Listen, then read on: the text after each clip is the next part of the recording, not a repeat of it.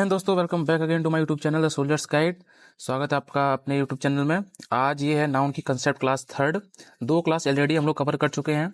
And जो भाई नई तैयारी कर रहे हैं, एकदम न्यू है, उनको नहीं पता है कहाँ से तैयारी करें, इंग्लिश उनकी बहुत ज़्यादा वीक है, तो भाई इस चैनल पे ज्वाइन हो सकते हो आप लोग। आपका डर बिल्कुल खत्म हो जाएगा नाउन का। नाउन का क्या, पूरा इंग्लिश का धीरे धीरे। अभी फिलहाल नाउन पढ़ रहे हैं, इसलिए नाउन एक बार कंप्लीट कर लो आप। कंसेप्ट एक बार नाउन के आपके कंप्लीट हो गए, उसके बाद प्रैक्टिस लेके आऊँगा मैं सारे प्रीवियस ईयर क्वेश्चंस की। उसके बाद अगर आप कह देना मुझसे कि भैया अभी भी नाउन में डाउट है, तो मैं अपना नाम बदल दूंगा भाई, गारंटी से कह रहा हूँ मैं ये। आपका काम है डेली जब भी मैं वीडियो डालूं तो आपको ये वीडियो को वॉच करना है, ठीक है। Let me change the colour first. Okay, this is fine. देखो, अभी ये नाउन की क्लास नंबर थर्ड है, ठीक है। पहली क्लास और दूसरी क्लास हम लोग ऑलरेडी कवर कर चुके हैं। ये कंसेप्ट की क्लास हो रही है अभी हमारी। मैं अपने ही नोट से पढ़ा रहा हूँ। इस नोट्स के पीडीएफ आपको हमारे टेलीग्राम चैनल पे मिल जाएंगे। जिन भाइयों को नहीं पता उनको मैं बता दूं कि टेलीग्राम चैनल पर ग्रुप डिस्कशन बैच ऑलरेडी चल रहा है। डेली हम लोग वहाँ पर जीडी करते हैं, बच्चों का कॉन्फिडेंस इंक्रीज हो रहा है। And apart from this SRT के पीडीएफ भी आपको वहीं मिलेंगे, एंड एसआरटी की क्लासेस वाईटी पे मिलेगी, ठीक है। तो आपका काम है टेलीग्राम को ज्वाइन करना और यूट्यूब पर अपडेट रहना टाइम टू टाइम। तो बिना टाइम वेस्ट किए वीडियो को स्टार्ट करते हैं। जहाँ हमने लास्ट बार छोड़ा था वहीं पे चलते उसी पेज पर। हाँ, जेंडर कर लिया था हम लोगों ने, नाउन एंड केस कर लिया था। साउंड पे आ जाओ, ये वाली स्लाइड हमारी बची थी, ठीक है। तो इसको देखेंगे आज हम लोग, यहाँ से देखते हैं। चलो, यहाँ तक कर लिया था डेली टेम्परेचर तक। अब बात करते हैं साउंड की। हम लोग पढ़ रहे थे, देखो, नाउन एंड पोजेशन। तो जिन भाइयों ने वो वीडियोस नहीं देखी हैं 1 और 2, तो उनको ये समझ में नहीं आएगा। पहले 1 और 2 देखना, उसके बाद थर्ड क्लास पे आना। चलो देखते हैं ये साउंड क्या भला है। देखो, नाउन में हम लोग सीख रहे थे पोजेशन। पोजेशन बताते हैं अपस्ट्रफी एस लगा करके, जिसका हिंदी क्या निकलता है, का, के, की। ये हिंदी निकलती है इसकी, ठीक है। तो अगर किसी वर्ड में हिसिंग साउंड निकले, क्या निकले भाई, हिसिंग साउंड। लिख देता हूं मैं, हिसिंग साउंड। ये हिसिंग साउंड क्या होता है, हिंदी में इसको ऐसे बोलते हैं। आपने देखा कर्ज मूवी में कई बार जेड जेड जेड लगा देते हैं। एक नाटक आता था पहले, सा, फिर कोई है ऐसे करके।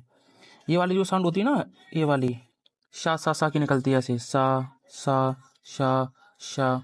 ये वाली साउंड, इसको बोलते हैं हिशिंग साउंड। इंग्लिश में क्या इसका रोल है और पोजेशन में क्या रोल है वो देखो। सबसे पहले देखो, ये जो नाउन होता है, नाउन वो 2 टाइप का होता है, एक सिंगुलर, एक प्लूरल, ठीक है सर। अगला देखो इसमें क्या है, अरे यार, सिंगुलर और प्लूरल। आगे देखो, अब जिस भी नाउन के लास्ट में एस साउंड आ रही है, नाउन को अपने बोला एस साउंड आई, जैसे मैंने कहा रमेश। एक से मैं पेन ठीक कर लूं, रमेश।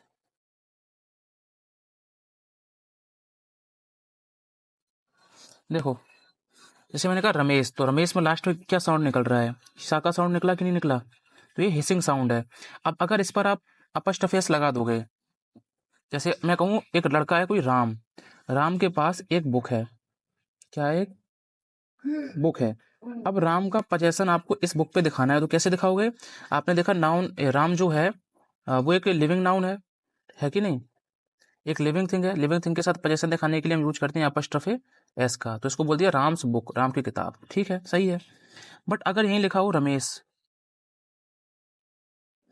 ये लिख दिया रमेश, रमेश के पास भी एक किताब है और इस किताब पर रमेश का पोजेशन दिखाना है, तो कैसे दिखाओगे, यानी अधिकार दिखाना है कि रमेश की ये किताब है, कैसे बोलोगे। आपने कहा सर रमेश तो एक लिविंग नाउन है, इसमें लगा देंगे अपस्ट्रफे एस, ठीक है। तो हो जाएगा रमेश की किताब। कहने में ठीक है, बाई रूल ये चीज ठीक है, बट इसको पढ़ के देखो आप, क्या इस चीज को आप पढ़ पा रहे हो, बोलो हाँ या ना। पढ़ो, नहीं पढ़ पाए ना। रमेश स, 2 बार सा की साउंड निकली, रमेश स बुक, यानी पढ़ा नहीं जा रहा आपसे। पढ़ पा रहे हो आप, नहीं पढ़ पा रहे हो। इसी चीज को बोलते हैं हिसिंग साउंड, लास्ट में सा की ध्वनि निकले उसको बोलते हैं हिसिंग साउंड। हिसिंग साउंड वाले केस में अपस्ट्रफी एस नहीं लगाते हम लोग, अपस्ट्रफी एस नहीं लगाते हैं। बच्चे एक चीज ध्यान रखना कि अपस्ट्रफी एस, इसको मैं साफ कर दूं बोर्ड को, उसके बाद बताता हूँ। अभी इस पे मत जाओ, मैं सिर्फ हिसिंग साउंड का कंसेप्ट समझा रहा हूँ तुमको। देखो, ये होता है अपस्ट्रफी, ये चीज, ये है अपस्ट्रफी, ये है एस। इन दोनों को मिलाकर पढ़ते हैं अपोस्ट्रफी एस। क्या पढ़ते हैं, कोई कोई अपोस्ट्रफी बोलता है, कोई कोई अपस्ट्रफी बोलता है। सही प्रोनाउंसिएशन इसका है अपस्ट्रफी एस, अपस्ट्रफी एस, ठीक है, एस। ये होता है। तो हिसिंग साउंड जब भी आता है हमारा, तो हम एस नहीं लगाते हैं, सिर्फ क्या लगाएंगे, ओनली हम अपस्ट्रफी लगा देंगे उस वर्ड के बाद। यानी अगर रमेश है, ये भाई साहब है रमेश हमारे पास, रमेश, इसका पोजीशन दिखाना है बुक के ऊपर, तो रमेश पर अपस्ट्रफी एस नहीं लगाएंगे, सिर्फ क्या लगा देंगे, ओनली अपस्ट्रफी, रमेश बुक। पढ़ेंगे इसको नॉर्मल रमेश बुक, और अपस्ट्रफी अगर लगा देंगे, लास्ट में जो एस लगाते हैं वो नहीं लगाएंगे। अब देखो हिसिंग साउंड भी खत्म हो गई और अपना अपस्ट्रफी ने पोजीशन भी दिखा दिया। चलो अब अपने नोट्स पर आते हैं, नोट्स क्या कहता है। देखो भाई, नाउन दो तरीके के हैं, सिंगुलर और प्लूरल। अगर एस साउंड नहीं है, देखो कट लगाना, ये एस साउंड नहीं है नाउन के लास्ट में, तो अपस्ट्रफी एस लगाना सही होता है, और प्लस इसका पोजेशन। देखो एग्जांपल, राम, इसमें लास्ट में एस साउंड है क्या, आपने कहा नहीं है, लास्ट में तो माँ की साउंड है ना, तो इस पर अपस्ट्रफी एस लगाना सही है, तो हमने लगा दिया अपस्ट्रफी एस। फिर पोजेशन, पोजेशन क्या था, बुक, यानी राम का अधिकार किस पर है, बुक पर है, तो राम्स बुक, ये सही हो गया। अगला है चिल्ड्रंस पार्क। एक चीज याद रखना, चाइल्ड मीन्स क्या होता है,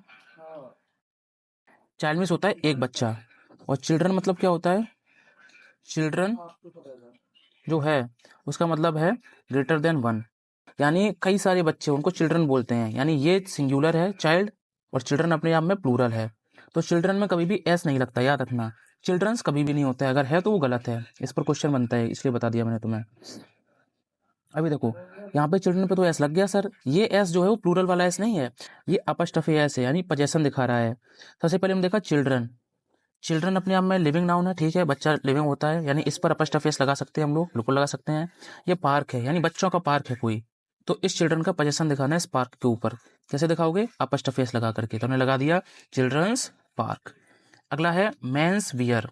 क्या है, मेंस वियर, इस कंसेप्ट को ध्यान से समझना एक बार, यानी इस मैन का पोजीशन दिखाना है इस वियर पर। तो मैन तो लिविंग होता है, मैन को हमने पढ़ा एक बार, तो इसमें हिसिंग साउंड तो थी नहीं लास्ट में, इसमें तो ना की साउंड आ रही लास्ट में, मैन, तो इस पर अपस्ट्रफी लगाना एकदम सही हो गया। लास्ट में क्या लिख दिया हमने, पोजीशन लिख दिया, ये चीज़ एकदम सही है, यानी पहले लिविंग नाउन, उसके बाद अपस्ट्रफी एस, फिर उसका पोजीशन, ऐसा चलाते हैं हम लोग, ठीक है। लेकिन लिविंग नाउन है अगर, लेकिन उसमें हिसिंग साउंड आ रही है अगर, तो फिर ये चीज़ गलत हो गई, ओनली क्या लगाएंगे हम, अपस्ट्रफी लगाएंगे।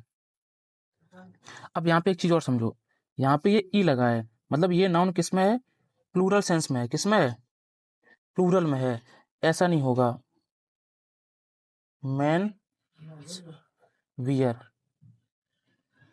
मैक्सिमम पेन ठीक, चलो अभी मैंने पेन ठीक किया है, अब देखो फटाफट से, मेंस वियर, अगर आप मेंस वियर बोल रहे हो तो मैन तो अपने में कैसा है, सिंगुलर है, तो सिंगुलर का वियर का एक मैन का वियर होता है क्या हमेशा, वो तो एक ग्रुप के बारे में बात करते हैं ना, मेंस वियर जो दुकान होती है, तो इसलिए इसको प्लूरल बनाया गया है मेंस वियर बोल के, कैपिटल सॉरी प्लूरल बनाया है ई लगा करके इसमें, ठीक है। अब अगले कंसेप्ट पे आते हैं, यानी इस वाले कंसेप्ट में क्या समझा हम लोगों ने, अगर कोई नाउन है, चाहे वो सिंगुलर है चाहे वो प्लूरल है, कोई फर्क नहीं पड़ता, अगर उसके लास्ट में एस साउंड नहीं है, एस साउंड नहीं है, तो उस पर अपस्ट्रफी एस लगाएंगे हम लोग, फिर उसका पोजीशन लिखेंगे। देखो ये सिंगुलर नाउन है, एस साउंड नहीं है, लगा दिया अपस्ट्रफी एस, लिख दिया पोजीशन। सेम ये प्लूरल नाउन है देखो अपने आप में, लेकिन इसमें एस साउंड नहीं थी, इसलिए अपस्ट्रफी एस लगा दिया।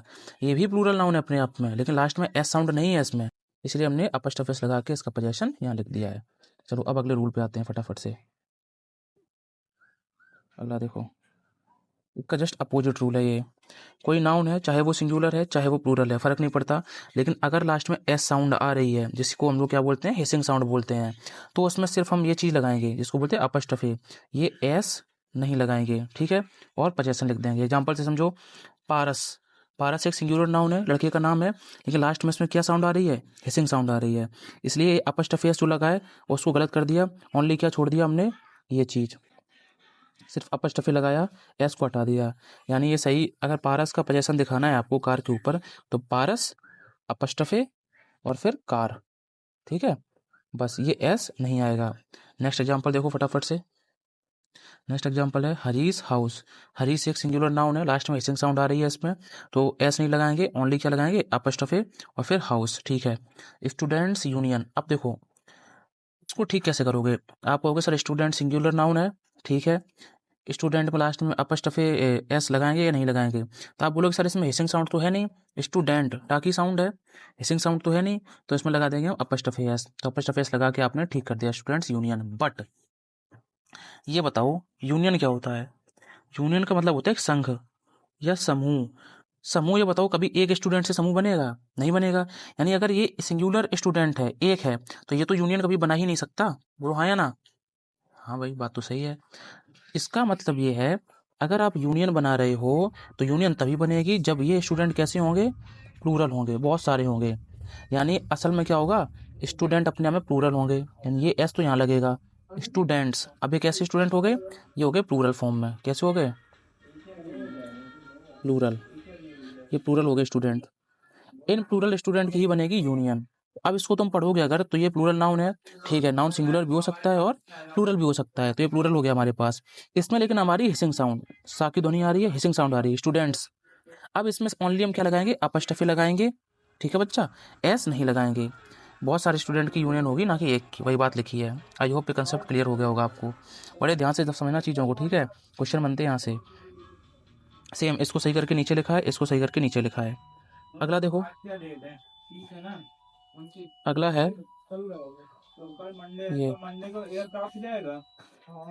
ये है रेजिडेंट्स वेलफेयर एसोसिएशन।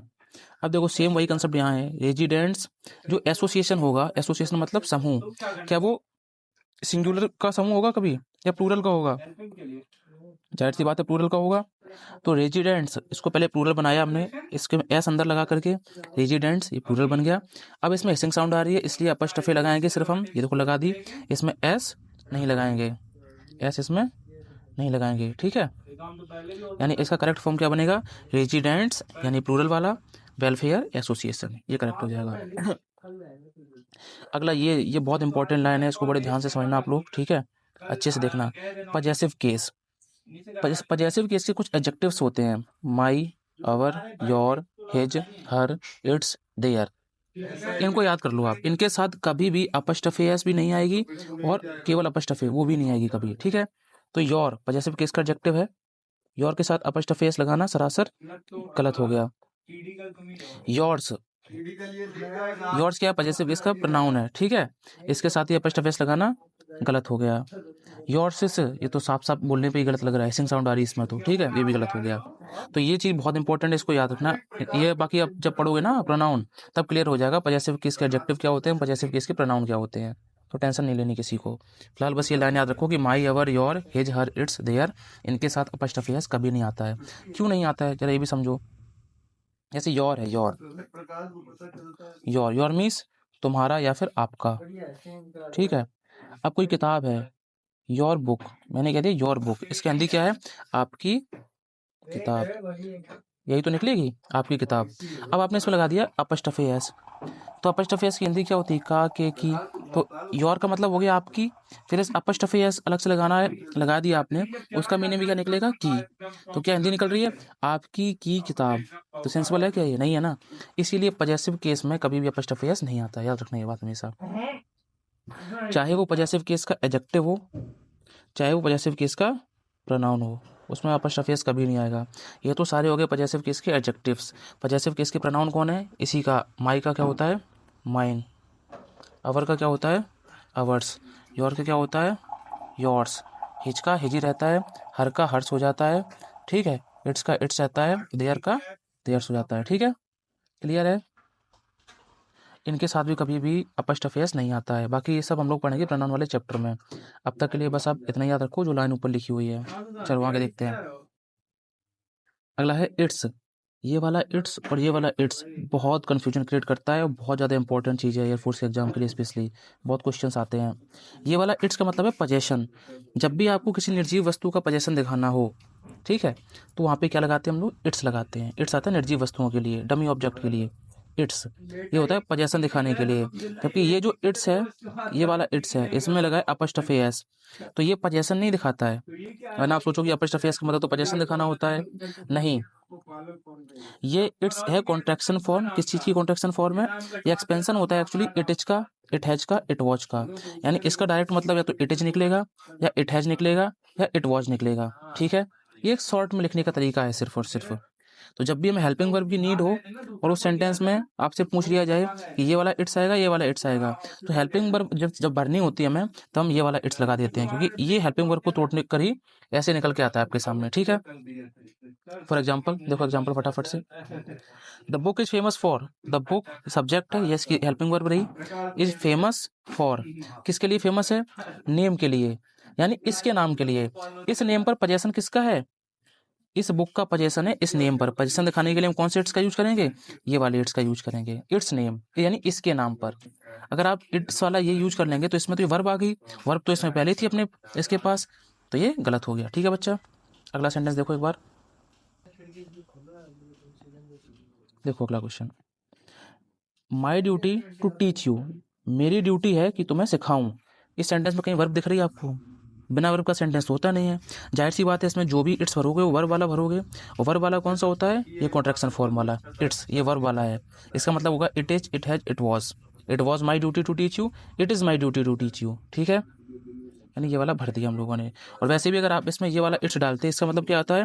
पोजेसन दिखाना, और पोजेसन तो ये माई खुद ही दिखा रहा है ना, माई मीन्स मेरी ड्यूटी, तो पोजेसन दिखा रहा है, ये पोजेसिव एडजेक्टिव है, इसलिए ये नहीं आएगा। अल्टीमेटली इसमें कौन सा वाला इट्स आएगा? ये वाला इट्स आएगा, ये वाला इट्स। अगला है, सी सेड दैट, उसने कहा कि, ये हमें नहीं पता इसमें क्या भरा जाएगा, हर फॉल्ट, ये उसका दोष है। यानी सी सेड, वह कहती है, उसने कहा कि जो भी है वो उसका फॉल्ट है। यानी इस फॉल्ट पर क्या दिखाना है आपको? पोजेसन दिखाना है। क्या दिखाना है? पोजेसन नहीं दिखाना है। सुनो, अब यहाँ देखो, ये लगा है दैट, दैट एक कंजंक्शन है। कंजंक्शन क्या करता है? अपने से पहले और अपने से बाद वाले सेंटेंसेस को जोड़ता है। यानी कि मैं थोड़ा सा जूम करके यहाँ लिखूंगा, इस कंसेप्ट को ध्यान से समझना। देखो यहाँ समझाता हूँ, ये लगा दैट, दैट एक कंजंक्शन है। क्या होता है? कंजंक्शन। पहली क्लास में बताया था कंजंक्शन क्या करता है? जोड़ता है दो सेंटेंसेस को, अपने से पहले वाले सेंटेंस को अपने से बाद वाले सेंटेंस के साथ जोड़ देता है ये। ठीक है, सेंटेंस में क्या होता है? सब्जेक्ट होती है, उसका वर्ब होता है, उसके ऑब्जेक्ट होता है। इसका भी सब्जेक्ट होगा, वर्ब होगी और ऑब्जेक्ट होगा। बोलो हाँ या ना? ठीक है, यानी दैट से पहले आपको वर्ब लिखी मिलेगी, दैट के बाद आपको वर्ब लिखी मिलेगी। ठीक है, अब इस वाले सेंटेंस में देखते हैं हम लोग। देखो,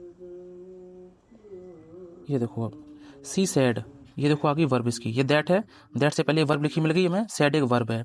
अब दैट के बाद क्या वर्ब लिखी है? हर वर्ब नहीं है, फॉल्ट वर्ब नहीं है। हर फॉल्ट इसमें कहीं वर्ब नहीं है, इसका मतलब इसमें जो भी भरोगे आप वो क्या भरोगे? वर्ब वाला भरोगे। वर्ब इट्स, ये वाला तो है नहीं वर्ब का, जहाँ अपॉस्ट्रोफी लगा है वो कॉन्ट्रैक्शन फॉर्म है ना वर्ब की। It is, it was, it has, इसका मतलब यही सही है इसका। बोलो अब क्लियर हुआ ये वाला? यानी इसमें क्या भरा जाएगा? इट्स भरा जाएगा, ये वाला। यानी इट इज़ हर फॉल्ट, यानी सी सैड, उसने कहा कि इट इज़ हर फॉल्ट, यह उसका दोष है। क्लियर है? ये बड़ा कन्फ्यूजन क्वेश्चन था, आई अब क्लियर हो गया होगा आपको। चलो अगले पेज पर चलते हैं। देखो बच्चा, ये भी बहुत इम्पोर्टेंट है, 8वां पेज है ना ये? पीछे कौन सा पेज था ये? एक सेकंड रुको ना बच्चा, ये हमारा था, इस पे पेज नंबर नहीं लिखा है। चलो कोई नहीं, हम अपना स्टार्ट करते हैं। देखो इसमें क्या है, कंसेप्ट हमारा कंपाउंड नाउन वाला। क्या है? Compound noun. कंपाउंड नाउन किसे कहते हैं?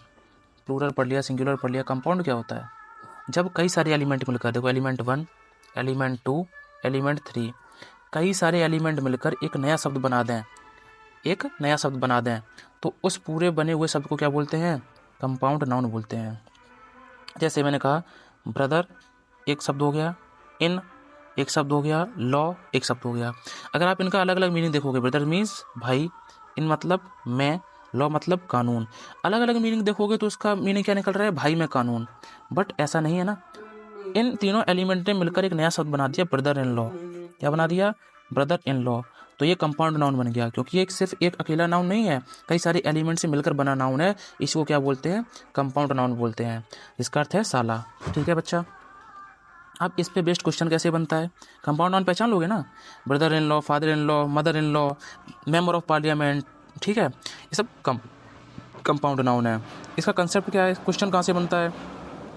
एक तो क्वेश्चन बनता है इसका पोजेसन को लेकर के, ठीक है भाई। दूसरा बनता है इसको प्लूरल बनाने के लिए। दोनों बहुत आसान है। इसमें क्या है देखो, अपस्टफे एस या फिर ओनली अपस्टफे। देखो, या तो ओनली अपस्टफे या अपस्टफे एस। वो कैसे लगाएंगे हम लोग लगाएंगे ध्वनि देखकर। अगर लास्ट में हिसिंग साउंड है तो हम जाएंगे इस वाले पर, हिसिंग साउंड नहीं है तो हम जाएंगे इस वाले पर। इनको कहाँ लगाते हैं? Is placed at the last element. यानी पोजेशन जब भी दिखाना होगा आपका, कोई कंपाउंड नाउन है उसका पोजेशन दिखाना है किसी चीज़ पर, तो जो अपॉस्ट्रोफी एस आएगा वो हमेशा लास्ट में आएगा। कहाँ आएगा बच्चा? लास्ट में आएगा। अगर हिसिंग साउंड आ रही है तो ओनली अपॉस्ट्रोफी लगाएंगे, एस नहीं लगाएंगे। और अगर प्लूरल बनाना है तो प्लूरल बनाने के लिए एस लगाते हैं हम लोग, बॉय का बॉयज़, गर्ल का गर्ल्स। तो जो एस आता है वो हमेशा मेन एलिमेंट पर आता है। मेन एलिमेंट क्या है? आप खुद से देखो इस वाले कंपाउंड नाउन में आपको मेन वर्ड क्या दिख रहा है? ये इन, ये मेन है क्या? नहीं। लॉ, ये मेन है क्या? नहीं। मेन क्या है? ब्रदर। ब्रदर से ही तो बना है वो साला। साला जब बनेगा भाई वो कोई इंसान ही तो होगा। इंसान को डिनोट कौन कर रहा है इस वाले कंपाउंड नाउन में? ब्रदर। यानी अगर आपको इस चीज़ का प्लूरल बनाना है तो एस कहाँ लगेगा? ब्रदर में लगेगा, क्योंकि ब्रदर क्या है? मेन है। अगर पोजेशन दिखाना है तो फिर डाउट ही नहीं है, हमेशा लास्ट में आएगा पोजेशन। ठीक है, चलो एग्जाम्पल से देखते हैं। My brother in laws car watch stolen, यानी मेरे ब्रदर इन लॉ की, ये ब्रदर इन लॉ इसका पोजेशन दिखाना है। यानी ब्रदर इन लॉ की कार थी, इस कार पर पोजेशन था ब्रदर इन लॉ का। तो पोजेशन कहाँ दिखाते हैं? हमेशा कंपाउंड नाउन के लास्ट में। देखो पोजेशन दिखा दिया, ये एकदम सही बात है। वाच स्टोलन, चोरी हो गई थी, एकदम सही सेंटेंस है ये। अगला क्वेश्चन देखो फटाफट। The chairperson speech was Audible, chairperson था उसकी स्पीच, यानी चेयरपर्सन का पोजेशन है इसकी स्पीच पर। तो हमने देखा चेयरपर्सन तो क्या बोलते हैं उसको, लिविंग नाउन है। इसमें पोजेशन दिखाने के लिए अपॉस्ट्रोफी एस लगाएंगे, लगा दिया हम लोगों ने, लगा दिया, एकदम सही बात है कि स्पीच वॉज ऑडिबल, सुनने लायक थी। ठीक है, ये भी सही सेंटेंस। अगला देखो, द मेंबर्स ऑफ पार्लियामेंट्स। अब सुनो, यहाँ थोड़ा जूम कर देता हूँ मैं, एक second. The member of parliaments election will be held, यानी पार्लियामेंट के सदस्यों का जो इलेक्शन होता है वो हो चुका है। यानी ये जो इलेक्शन है उस पर पोजेशन किसका, अधिकार किसका है? इस पूरे वर्ड का, मेंबर ऑफ पार्लियामेंट। जो मेंबर ऑफ पार्लियामेंट है उन्हीं का इलेक्शन हो रहा है। तो पोजेशन दिखाने के लिए हम क्या लगाएंगे? Apostrophe S. कंपाउंड नाउन है ना ये, तो members of parliament compound noun है। कंपाउंड नाउन में कहाँ लगाते हैं अपॉस्ट्रोफी एस? लास्ट में हमेशा। इसमें पता वो तुम्हें कैसे फंसाता? वो फंसाता तुम्हें ऐसे, वो ये करता एक, अरे यार ठीक है, वो इसमें करता, वो ऐसे लिखता मेंबर्स, यहाँ लगा देता अपॉस्ट्रोफी एस ऑफ पार्लियामेंट, आगे लिख देता वो इलेक्शन। ठीक है, क्या लिख देता आगे? इलेक्शन लिख देता। तो आपको समझ जाना चाहिए था कि मेंबर्स ऑफ पार्लियामेंट, अगर यहाँ आप अपॉस्ट्रोफी एस लगा रहे हो, इसका हिंदी क्या निकला? का, के, की। और इस ऑफ की हिंदी भी क्या होती है? का, के, की। तो मेंबर का पार्लियामेंट इलेक्शन, ये तो गलत हो गया ना। यानी आप देखोगे ये पूरा एक कंपाउंड नाउन है, मेंबर ऑफ पार्लियामेंट। ठीक है, तो यहाँ से अपॉस्ट्रोफी एस हटेगा, वो कहाँ लगेगा? लास्ट में। कहाँ लगेगा? लास्ट में लग जाएगा हमेशा। अब एक चीज़ और इसमें समझने वाली है, बोलो क्या? मैं इसका साइज थोड़ा सा छोटा कर लूँ। देखो क्या समझने वाली बात है। एक बात बताओ, जो इलेक्शन होगा, जो भी आगे चलकर इलेक्शन होगा, ठीक है, क्या इलेक्शन कभी एक बंदे का होता है? आप कहोगे नहीं, इलेक्शन तो एक से ज़्यादा बंदे का होता है। जब एक से ज़्यादा लोग होंगे तभी तो इलेक्शन होगा।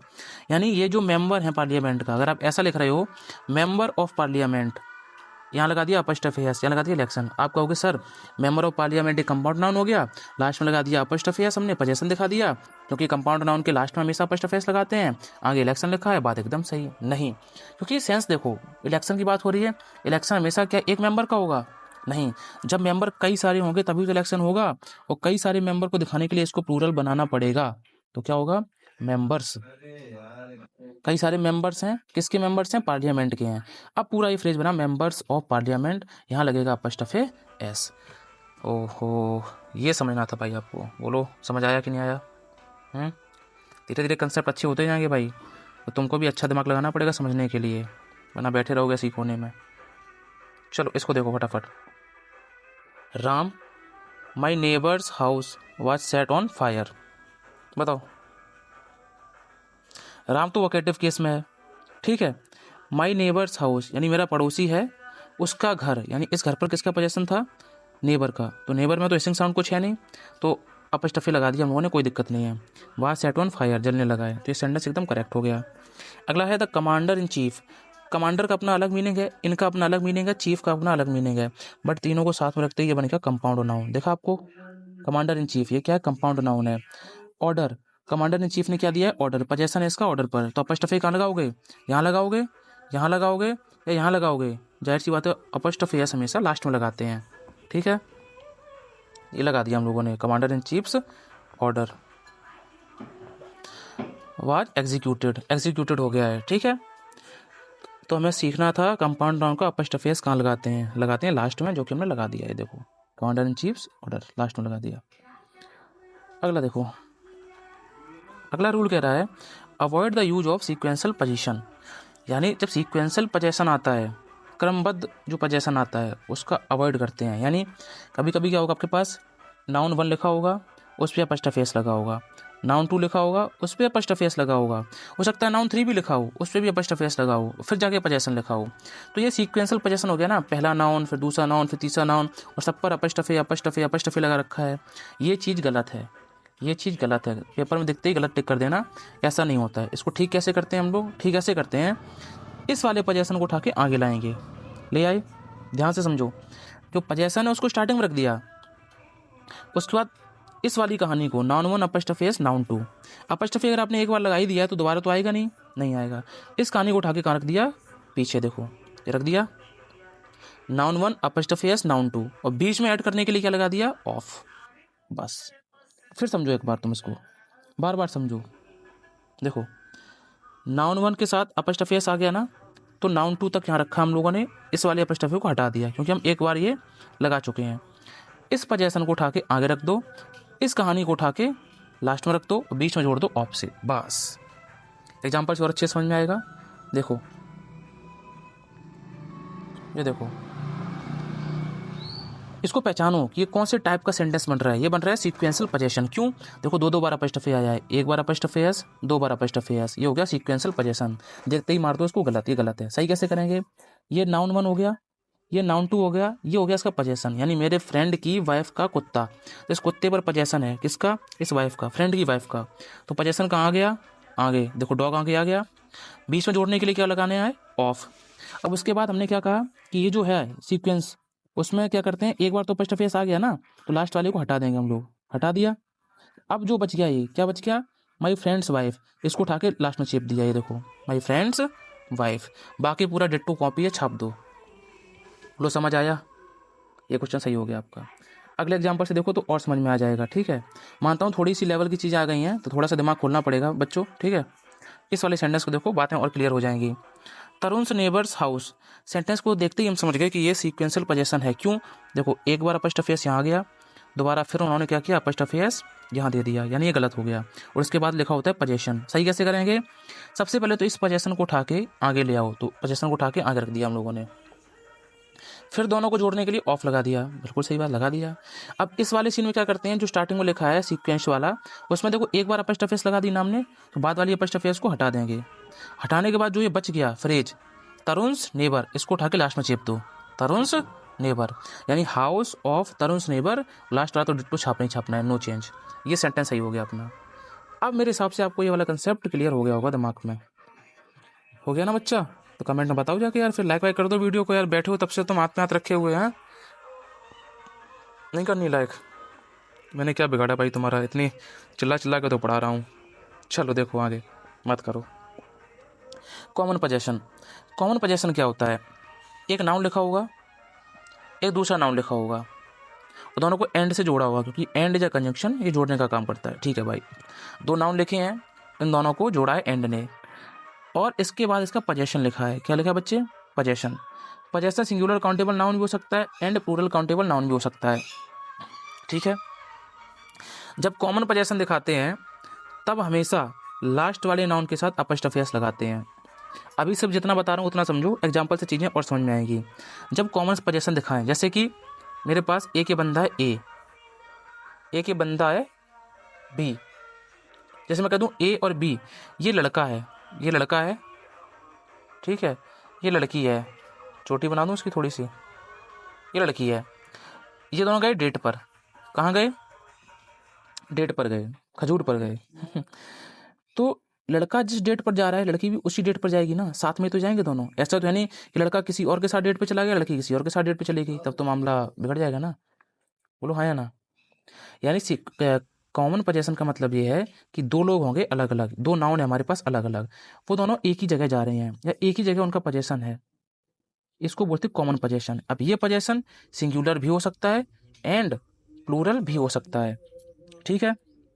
जैसे हो सकता है आप एक कहानी बता रहे हो, ये लड़के ए और बी जो है ये हर महीने डेट पे जाते हैं, तो ये कई सारी डेट्स पे गए हैं, तो कई सारी डेट्स पे गए जरूर हैं लेकिन दोनों गए तो साथ में ही हैं, तो डेट जो होगी वो कॉमन ही तो काउंट होगी दोनों की। हाँ बिल्कुल होगी। अपस्टफ एस लास्ट वाले में लगाएंगे। अगर आप बी को पहले लिख रहे हो और ए को बाद में लिख रहे हो तो ए के साथ अपस्टफ एस आएगा। अगर ए बंदे को पहले लिख दिया बी को बाद में लिख दिया तो बी के साथ अपस्टफ एस आएगा और बाद में उसका पोजेशन आएगा। एग्जाम्पल से समझो, चीज़ें अभी क्लियर हो जाएंगी फटाफट। देखो आगे, इसके पहले स्प्लिट पोजेशन भी देख लो एक बार। कॉमन पोजेशन समझ गए आप लोग, जब दो लोग हैं दोनों को सेम जगह जाना है, सेम पोजेशन है, डेट वाला एग्जाम्पल। स्प्लिट पोजेशन में भी दो नाउन होंगे ए और बी, सपोज करो इसका पोजेशन लिखा होगा, लेकिन ये दोनों का स्प्लिट पोजेशन होगा, यानी ए जो है और बी जो है, ए अलग कहीं जा रहा है, बी अलग कहीं जा रहा है, आपस में रिलेशन इनका कुछ भी नहीं है। तब ए के साथ अपना अपस्टफ एस आएगा, बी के साथ अपना अपस्टफ एस आएगा, और आगे चलकर जो पोजेशन होगा, अब एक बात बताओ, ये जो पोजेशन होगा उस वाले केस में क्या था, ए और बी अगर एक डेट पर जा रहे हैं तो डेट सिंगुलर हो गई, और ए और बी कई सारी डेट पर गए हैं आज तक, तो वो डेट्स प्लूरल हो गया, यानी सिंगुलर भी ठीक था ये और प्लूरल भी ठीक था। बट इस वाले केस में ए तो अलग जाएगा बी अलग जाएगा, तो सिंगुलर का तो सवाल ही पैदा नहीं होता, यानी ये जो पोजीशन आएगा वो कैसा आएगा, 100% प्लूरल आएगा। चलो देखो, चलो एग्जाम्पल समझते हैं। यहाँ से क्वेश्चन बनता है, अच्छे समझना। राम और श्याम दो लोग हैं। अब क्वेश्चन के हिसाब से इन्होंने यहाँ भी अपस्टफ एस लगाया है और यहाँ भी अपस्टफ एस लगाया है, मतलब इन्होंने दिखाया है स्प्लिट पोजीशन, अलग अलग पोजीशन, ठीक है। पोजीशन किस चीज़ का है वो डिसाइड करेगा, फ्रेंड या फिर फ्रेंड्स, ये बताओ। स्प्लिट पोजीशन जब भी होता है यानी राम का एक दोस्त है और श्याम का एक दोस्त है, राम का एक अलग दोस्त है, श्याम का एक अलग दोस्त है, यानी जब भी स्प्लिट पोजीशन है, देखो स्प्लिट पोजीशन है, तब जो पोजीशन आएगा आगे वो सिंगुलर होगा या प्लूरल होगा, अभी बताया बच्चे प्लूरल होगा, तो यहाँ पे एस लगी है इसलिए ये वाला सही हो गया, राम्स एंड श्याम्स फ्रेंड्स, यानी राम के और श्याम के दोस्त जो कि अलग अलग हैं, ठीक है। अगर इसी में होता कि राम और श्याम का एक ही दोस्त है तो इसको ऐसे लिखते हैं, राम एंड श्याम, और लास्ट वाले भी लगा दें अपस्ट्रोफी एस, आगे फिर सिंगुलर आएगा, राम्स एंड श्याम्स फ्रेंड, यहाँ पे फ्रेंड्स भी हो सकता है, क्योंकि हो सकता है राम और श्याम का एक ही दोस्त हो, तब तो यहाँ सिंगुलर आ जाएगा, राम एंड श्याम्स फ्रेंड। हो सकता है राम और श्याम के कुछ कॉमन दोस्त हैं, अलग हैं लेकिन वो कई सारे हैं, तो राम एंड श्याम्स फ्रेंड्स। वो क्लियर है। यानी इस वाले सेंटेंस में हमने जैसे ही देखा, इस वाले सेंटेंस में राम था, श्याम था, राम के साथ अलग से अपस्ट्रोफी एस है, श्याम के साथ अलग से है, मतलब स्प्लिट पोजीशन है। स्प्लिट पोजीशन का मतलब है आगे चलकर प्लूरल पोजीशन आएगा, तो यहाँ पे तो एस थी नहीं इसलिए इसको कट कर दिया हमने, यहाँ पे एस थी इसलिए इसको सही कर दिया। अगला है राम एंड श्याम्स। अब देखो, राम के साथ अपस्ट्रोफी एस नहीं है, श्याम के साथ अपस्ट्रोफी एस है, मतलब ये दिखा रहा है कॉमन पोजीशन। क्या दिखा रहा है? Common position. कॉमन पोजीशन के लिए आगे आने वाला पोजीशन सिंगुलर भी हो सकता है एंड प्लूरल भी हो सकता है, इसलिए फ्रेंड को भी सही किया है और फ्रेंड्स को भी सही किया है। हो सकता है राम और श्याम का कोई एक ही कॉमन फ्रेंड हो तो ये फ्रेंड सही हो जाएगा, हो सकता है इन राम और श्याम का कई सारे कॉमन फ्रेंड हो, ठीक है, तो फ्रेंड्स भी सही है इस केस में। I hope now this doubt is clear. अगला देखो, अगला है दीपिकास यानी दीपिका एंड रणवीर मैरिज, यानी दीपिका और रणवीर की शादी। एक बात बताओ, अगर तुम अलग अलग अपस्ट्रोफी एस लगा रहे हो अलग अलग, इसका मतलब दीपिका की किसी और के साथ शादी हुई है, रणवीर की किसी और के साथ शादी हुई है, ये तो स्प्लिट पोजीशन हो गया। उसके बाद यहाँ मैरिजेस करो आप, ये तो गलत हो गया ना। असल में दीपिका और रणवीर की आपस में ही तो शादी हुई है, तो ये तो एग्जाम्पल किसका बन रहा है? कॉमन पोजीशन का बन रहा है। कॉमन पोजीशन वाले केस में क्या करते हैं हम, अपस्ट्रोफी एस यहाँ नहीं लगाएंगे, सिर्फ और सिर्फ कहाँ लगाएंगे, लास्ट वाले नाउन पर। तो सेंटेंस सही क्या होगा, दीपिका एंड रणवीर मैरिज, यहाँ एस नहीं आएगा क्योंकि शादी सिर्फ एक ही है दोनों की। अगला देखो, अगला सेंटेंस है राहुल एक नाउन है एंड मोहन एक नाउन है वाइफ। अब यहाँ पे देखो दोनों के साथ अलग अलग अपस्ट्रोफी एस आया है, क्योंकि राहुल भी लड़का है मोहन भी लड़का है, इनकी अलग अलग वाइफ होगी, हाँ या ना? बिल्कुल होगी। तो स्प्लिट पोजेशन है, इस स्प्लिट पोजेशन की वजह से यहाँ इनका अपोस्ट्रोफी है, यहाँ इनका अपोस्ट्रोफी है। वाइफ, वाइफ सिंगुलर, देखो वाइफ एक पोजेशन है। अब ये सिंगुलर आएगा या प्लूरल आएगा? अगर यहाँ कॉमन पोजेशन, कॉमन नाउन होता ना, कॉमन पोजेशन होता, तब तो ये सिंगुलर प्लूरल दोनों चल जाता। बट अभी यहाँ स्प्लिट वाला है, कौन सा है? स्प्लिट, दोनों का अलग अलग है। राहुल की अलग बीवी है, मोहन की अलग बीवी है, तो यहाँ वाइफ्स आएगा, प्लूरल आएगा। ये कैसा आएगा बच्चा? प्लूरल आएगा। ठीक है, आई होप अब क्लियर हो गया होगा। अगला पेज चलते हैं। देखो, देखो इधर, इंडिया एंड चाइना कल्चर। अब ये जो कल्चर है, वो एक बात बताओ, इंडिया का अलग कल्चर होगा, चाइना का अलग कल्चर होगा। इसका मतलब पोजेशन है स्प्लिट पोजेशन, इसलिए इंडिया के साथ अपना अपोस्ट्रोफी है, चाइना के साथ अपना अपोस्ट्रोफी है। ठीक है, अब स्प्लिट पोजेशन है तो आगे आने वाला पोजेशन कैसा होगा? सिंगुलर या प्लूरल? बोलो। प्लूरल होगा तो कल्चर्स हो जाएगा, इंडियाज एंड चाइनाज कल्चर्स। ठीक है, अगला देखो, रेखा एंड प्रिया। अब रेखा एक लड़की है, प्रिया भी एक लड़की है। लड़की की लड़की के साथ शादी नहीं होती है, इसका मतलब इनके साथ अपना अपोस्ट्रोफी आएगा, इनका अपना अपोस्ट्रोफी आएगा। ये हो गया स्प्लिट पोजेशन। रेखा की और प्रिया की शादी अलग अलग हुई है, तो यहाँ वेडिंग्स हो जाएगा। स्प्लिट पोजेशन होते ही जो पोजेशन आएगा वो कैसा आएगा? प्लूरल नाउन आएगा। कैसा आएगा? प्लूरल फॉर्म में आएगा। India and China's LAC. अब देखो एलओसी जो भी है, लाइन ऑफ कंट्रोल, अगर इंडिया सपोज करो, ठीक है, ये हिमालयास हो गया, अगर इंडिया है अपना, ठीक है, इधर चाइना है, तो इन दोनों के बीच में एलओसी है। ठीक है, ये देखो, इंडिया एंड चाइना एलएसी जो भी है,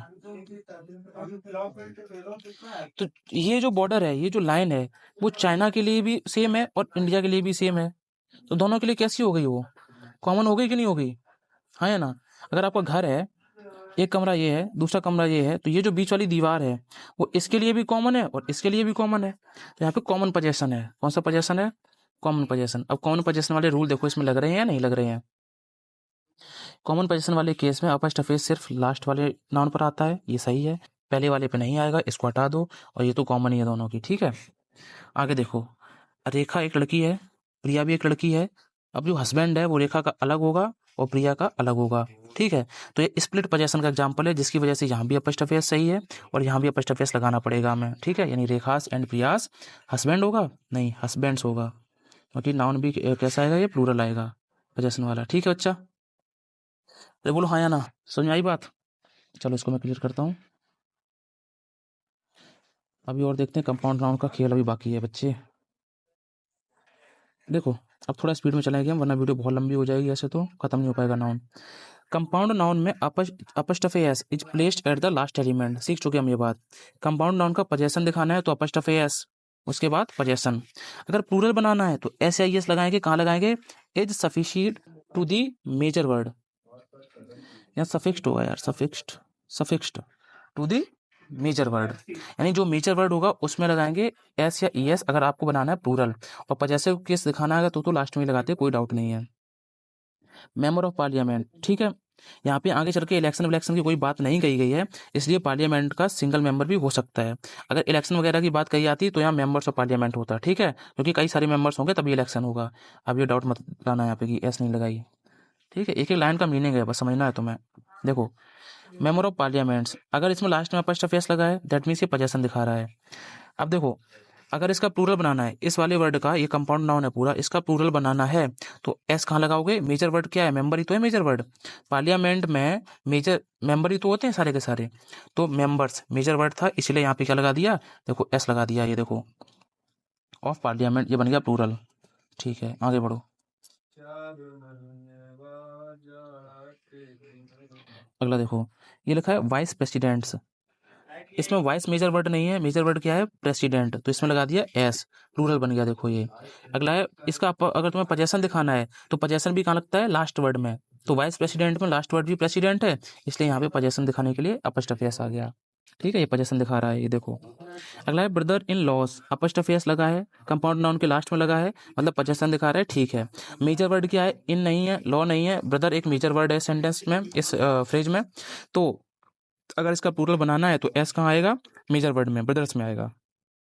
ब्रदर्स इन लॉ हो गया। ठीक है, साफ कर देता हूँ मैं, थोड़ा सा आगे बढ़ता हूँ। इसको भी फटाफट पढ़ लो, ये जो नोट लगाया मैंने साइड में। नाउन इक्विवेलेंट, नाउन इक्विवेलेंट क्या होता है भाई? ऐसे नाउन जो नाउन का होने का काम करें, ठीक है।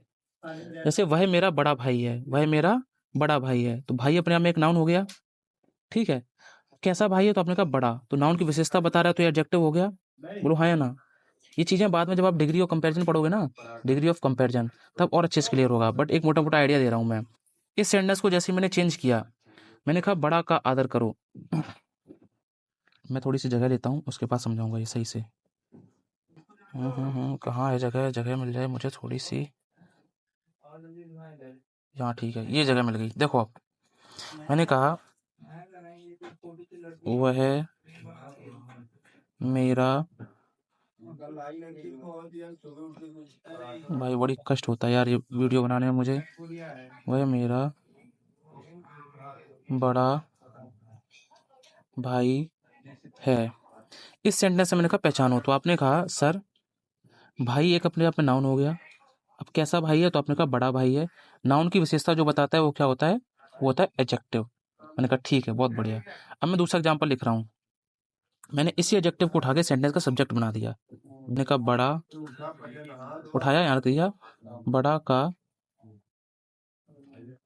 आदर करो, बड़ा का आदर करो। जैसे ही मैंने ये सेंटेंस लिखा, आपके दिमाग में एक बात आ गई, सर ये कुछ सही नहीं लग रहा बोलने पर। मैंने कहा क्या? तो आपने कहा सर यहाँ बड़ों करो, ऐसे बोलते हैं, बड़ों का आदर करो। तो असल में सीखा क्या आपने इसमें, कि ये जो एडजेक्टिव था, एडजेक्टिव अपने आप में सिंगुलर फॉर्म में होता है, एडजेक्टिव का कभी भी प्लूरल नहीं बनता है। लेकिन वही एडजेक्टिव जब सेंटेंस का सब्जेक्ट बन रहा है, तो वो किस केस में आ रहा है? वो आ रहा है प्लूरल केस में। यानी ये असल में नाउन का काम कर रहा है। सेंटेंस का सब्जेक्ट या तो नाउन होगा या प्रोनाउन होगा, नाउन का काम कर रहा है। तो असल में जो चीज एडजेक्टिव थी, वो अब क्या बन गई है? नाउन बन गई है। तो जो चीज नाउन थी नहीं, बस वो बन गई है, उसको, उसी को क्या बोलते हैं हम लोग? बोलो, पहली क्लास में बताया था, नाउन इक्विवेलेंट बोलते हैं। क्या बोलते हैं? नाउन इक्विवेलेंट बोलते हैं।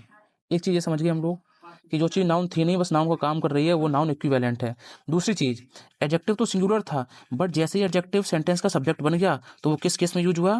प्लूरल केस में। किस में यूज हुआ? प्लूरल में। बस अपना काम हो गया। अब देखो, चलो इसको मैं साफ कर देता हूँ। अब देखना ध्यान से, वही बात यहाँ पे लिख रखी है। चेंज कर लूँ कलर में, देखो एडजेक्टिव, एडजेक्टिव अगर सेंटेंस का सब्जेक्ट बन रहा है तो प्लूरल है। प्लूरल बनाने के लिए इसके साथ दा भी लगाते हैं, क्योंकि वो स्पेसिफाइड हो गया। यानी द प्लस एडजेक्टिव आएगा सेंटेंस की स्टार्टिंग में हमेशा, द प्लस एडजेक्टिव। और ये नाउन इक्विवेलेंट बनता है, नाउन होने का काम करता है, असल में नाउन होता नहीं है। Represent a class of people, यानी जो भी ये लिखा है ना, उसकी क्लास को रिप्रेजेंट करेगा पूरी की पूरी, तभी तो प्लूरल बनेगा। अब ये प्लूरल है, इसीलिए इसके साथ प्लूरल हेल्पिंग वर्ब आई है। जैसे he is a wise doctor, he is a wise doctor, यानी जो डॉक्टर है वो बहुत कैसा है? वाइज है, चालाक है, चतुर है, होशियार है, ठीक है। डॉक्टर अपने आप में क्या था? एक नाउन था। ये एडजेक्टिव है। जब इस वाइज को उठा के हमने स्टार्टिंग में रखा, सब्जेक्ट बनाया, तो ये नाउन इक्विवेलेंट बना, जिसकी वजह से हमने इसमें द लगाया, द वाइज। अब द वाइज कहने का मतलब है जो भी दुनिया में वाइज लोगों का ग्रुप है, वाइज लोगों का एक संप्रदाय है, उसको डिनोट कर रहा है द वाइज। द वाइज, जो भी होशियार लोग हैं, आर, क्योंकि ये प्लूरल है इसीलिए इसके साथ प्लूरल हेल्पिंग वर्ब आ गई। अब आर ऑलवेज रिस्पेक्टेड, हमेशा सम्मान होता है किनका? वाइज लोगों का। यहाँ पे किसी एक वाइज की बात नहीं की जा रही है, क्योंकि यहाँ पे सिर्फ एक डॉक्टर के वाइज होने की बात की जा रही थी, यहाँ सभी वाइज लोगों की बात की जा रही है, ठीक है। छोटा सा कंसेप्ट था, इसको और अच्छे से समझाऊंगा मैं डिग्री ऑफ कंपैरिजन में, ठीक है। तब तक के लिए समझ में आ गया हो तो बहुत बढ़िया बात है। अगला क्या आ गया? अगला अगला अगला अगला अगला यहाँ पे आ जाओ, सोल्जर वाले पे आओ। देखो ये सोल्जर है हमारे पास एक प्यारा सा, ये मैन सोल्जर लिखा है। क्या लिखा है? Man soldier. ये सिंगुलर है। इसका अगर प्लूरल बनाना है, तो जो इसका मेजर वर्ड है, ये मेजर वर्ड है मैन, वहां भी देखो प्लूरल बना दिया। और जो मेन वर्ड था ना इसका पीछे वाला सोल्जर, उसको भी प्लूरल बनाया है। यानी दो वर्ड याद कर लो तुम, मैन सोल्जर, वुमेन सोल्जर, इन दोनों में मैन वुमेन भी प्लूरल हो जाएगा, लास्ट में भी एस लगाएंगे, ठीक है। याद कर लो, इस पे बेस्ट क्वेश्चन आता है तुम्हारे में। मैन सोल्जर का MEN और सोल्जर्स मैन सोल्जर्स, वुमेन का WOMEN और सोल्जर्स वुमेन सोल्जर्स, ठीक है। चलो भाई, अब एक नया कंसेप्ट आ रहा है यहाँ से। नया कंसेप्ट क्या है? नया कंसेप्ट है पोस्ट, रैंक और टाइटल वाला। ठीक है, ये बहुत इंपॉर्टेंट है, यहाँ मैं स्टार मार देता हूँ। तो जो भी फ्रेशर्स हो ना भाई, इसको बहुत अच्छे से पढ़ना है एक बार। पोस्ट रैंक टाइटल क्या है भाई, देखो भाई। पहले तो वो मैन वुमेन वाला क्लियर हो गया ना, कि जब भी मैन और वुमेन ये वाला लगा हो तो वो सिंगुलर होता है। लेकिन जब प्लूरल बनाना है हमें, तो इसमें भी ई लगाएंगे, ठीक है, इसमें भी ई लगाएंगे, और लास्ट में भी दोनों के एस एस लगा देंगे, यानी पूरा उसको प्लूरल फॉर्म में चेंज कर देंगे, पूरा प्लूरल बना देंगे। ये तो क्लियर हो गया होगा। जैसे कुछ एग्जांपल भी हैं, देखो लिखा है विमेन डॉक्टर, तो विमेन में देखो ई लगा के विमेन को भी प्लूरल किया है, लेकिन यहाँ डॉक्टर में एस नहीं लगाया, इसलिए ये गलत हो गया। यहाँ वुमेन डॉक्टर्स कर दिया, यहाँ तो प्लूरल बना दिया है, बट यहाँ पे देखो ई नहीं लगाया है, ये प्लूरल नहीं किया है, ये भी गलत है। यहाँ देखो वुमेन डॉक्टर्स, यहाँ देखो वुमेन को भी प्लूरल किया है, ई लगा करके और एस लगा करके इसको भी प्लूरल किया है, मतलब ये ठीक है। अगला है मैन हेटर, तो मैन हेटर्स कर दिया, लेकिन मैन को प्लूरल नहीं किया, हेटर्स को तो कर दिया, इसलिए गलत हो गया। यहाँ मैन में ई लगाया है, ठीक है, हेटर में एस नहीं लगाया, गलत हो गया। यहाँ मैन को भी प्लूरल किया है, हेटर्स को भी प्लूरल किया है, दैट इज करेक्ट। ठीक है बच्चा, आई होप ये क्लियर हो गया होगा। कौन निपटा देते हैं हम लोग इसको। देखो भाई ये जितना इंपॉर्टेंट है ना, मैं क्या ही बताऊं इसको। चलो, अरे डार्क कलर कहाँ गया, star star star star star, 5 star बना दिया इसको मैंने, समझ जाओ कितना इंपॉर्टेंट होगा एग्जाम के लिए। रूल क्या है, आपके सामने लिखा होगा न्यूमरल, लास्ट में लिखा होगा एडजेक्टिव या फिर नाउन, और बीच में लिखा होगा यूनिट। क्या लिखा होगा, यूनिट। फट से हम लोग इस वाले टॉपिक को भी कवर कर लेते हैं। ये नाउन का ही एक स्पेशल केस होता है और काफ़ी इंपॉर्टेंट है एग्जाम पॉइंट ऑफ व्यू से, नाउन एंड यूनिट। ठीक है बच्चा, तो इसमें कंसेप्ट क्या हमारा कहता है, सबसे पहला concept, let me change the colour first, okay, numeral, उसके बाद आता है यूनिट, उसके बाद आता है एडजेक्टिव या नाउन। न्यूमरल का मतलब होता है गिनती वाले शब्द, 1 2 3 4 सिंगल डबल, ये सब न्यूमरल है। ठीक है, 1 2 3 4 ये सब न्यूमरल हैं, गणित वाले शब्द हैं न्यूमरल। और लास्ट में होता है नाउन, बीच में आता है ऐसे केस में यूनिट। यूनिट मतलब वो शब्द जो हमें किसी भी मात्रा को बताते हैं, रिप्रेजेंट करते हैं, दिन, ऐसे सारे के सारे यूनिट हैं, day, year, month, week, rupee, dollar, pound, euro, 100 1000 lakh, dozen, scores, foot, inch, ये सब क्या है, सारे के सारे यूनिट हैं। अब हमें पहला रूल ये कह रहा है, जब भी किसी सेंटेंस की फॉर्म बने numeral plus unit plus noun वाली, तो बीच में जो यूनिट लिखी होती है हमेशा सिंगुलर आती है। बोलो हाँ या ना। ठीक है, जब भी किसी सेंटेंस में ये फॉर्म मिले आपको कि पहले न्यूमरल लिखा हो, फिर यूनिट लिखी हो, फिर नाउन आया हो, तो बीच वाली यूनिट कैसी आएगी, सिंगुलर आएगी हमेशा। ठीक है, क्योंकि ये क्या है, नाउन है बच्चा, नाउन है, ऐसे याद कर लो आप, नाउन है, नाउन से पहले हमेशा एडजेक्टिव आता है, और एडजेक्टिव कभी प्लूरल नहीं होता, तो ये सिंगुलर ही आएगा हमेशा। ठीक है, यहाँ एडजेक्टिव भी लिखा हो सकता है या नाउन भी लिखा हो सकता है। चलो इसके एग्जांपल देखेंगे अभी हम लोग। फिलहाल हमने क्या सीखा कि बीच वाली यूनिट ऑलवेज सिंगुलर आएगी। अगला है न्यूमरल लिखा हो, यूनिट लिखा हो, बट आगे नाउन ना लिखा हो, आगे नाउन ना लिखा हो, ऐसे केस में हम क्या करते हैं, ऐसे केस में हम आइडेंटिफाई करते हैं। क्या आइडेंटिफाई करते हैं हम लोग, इसको क्लियर कर दूं मैं। पहला केस तो क्लियर है, बीच वाली यूनिट सिंगुलर। दूसरे केस में हम लोग करेंगे आइडेंटिफाई। अब क्या आइडेंटिफाई करेंगे, देखो सबसे पहले हमें यूनिट पहचाननी है। यूनिट की यूनिट दो प्रकार की होगी, या तो कॉम्पैक्ट या फिर नॉन कॉम्पैक्ट। ठीक है, क्लियर हो गया।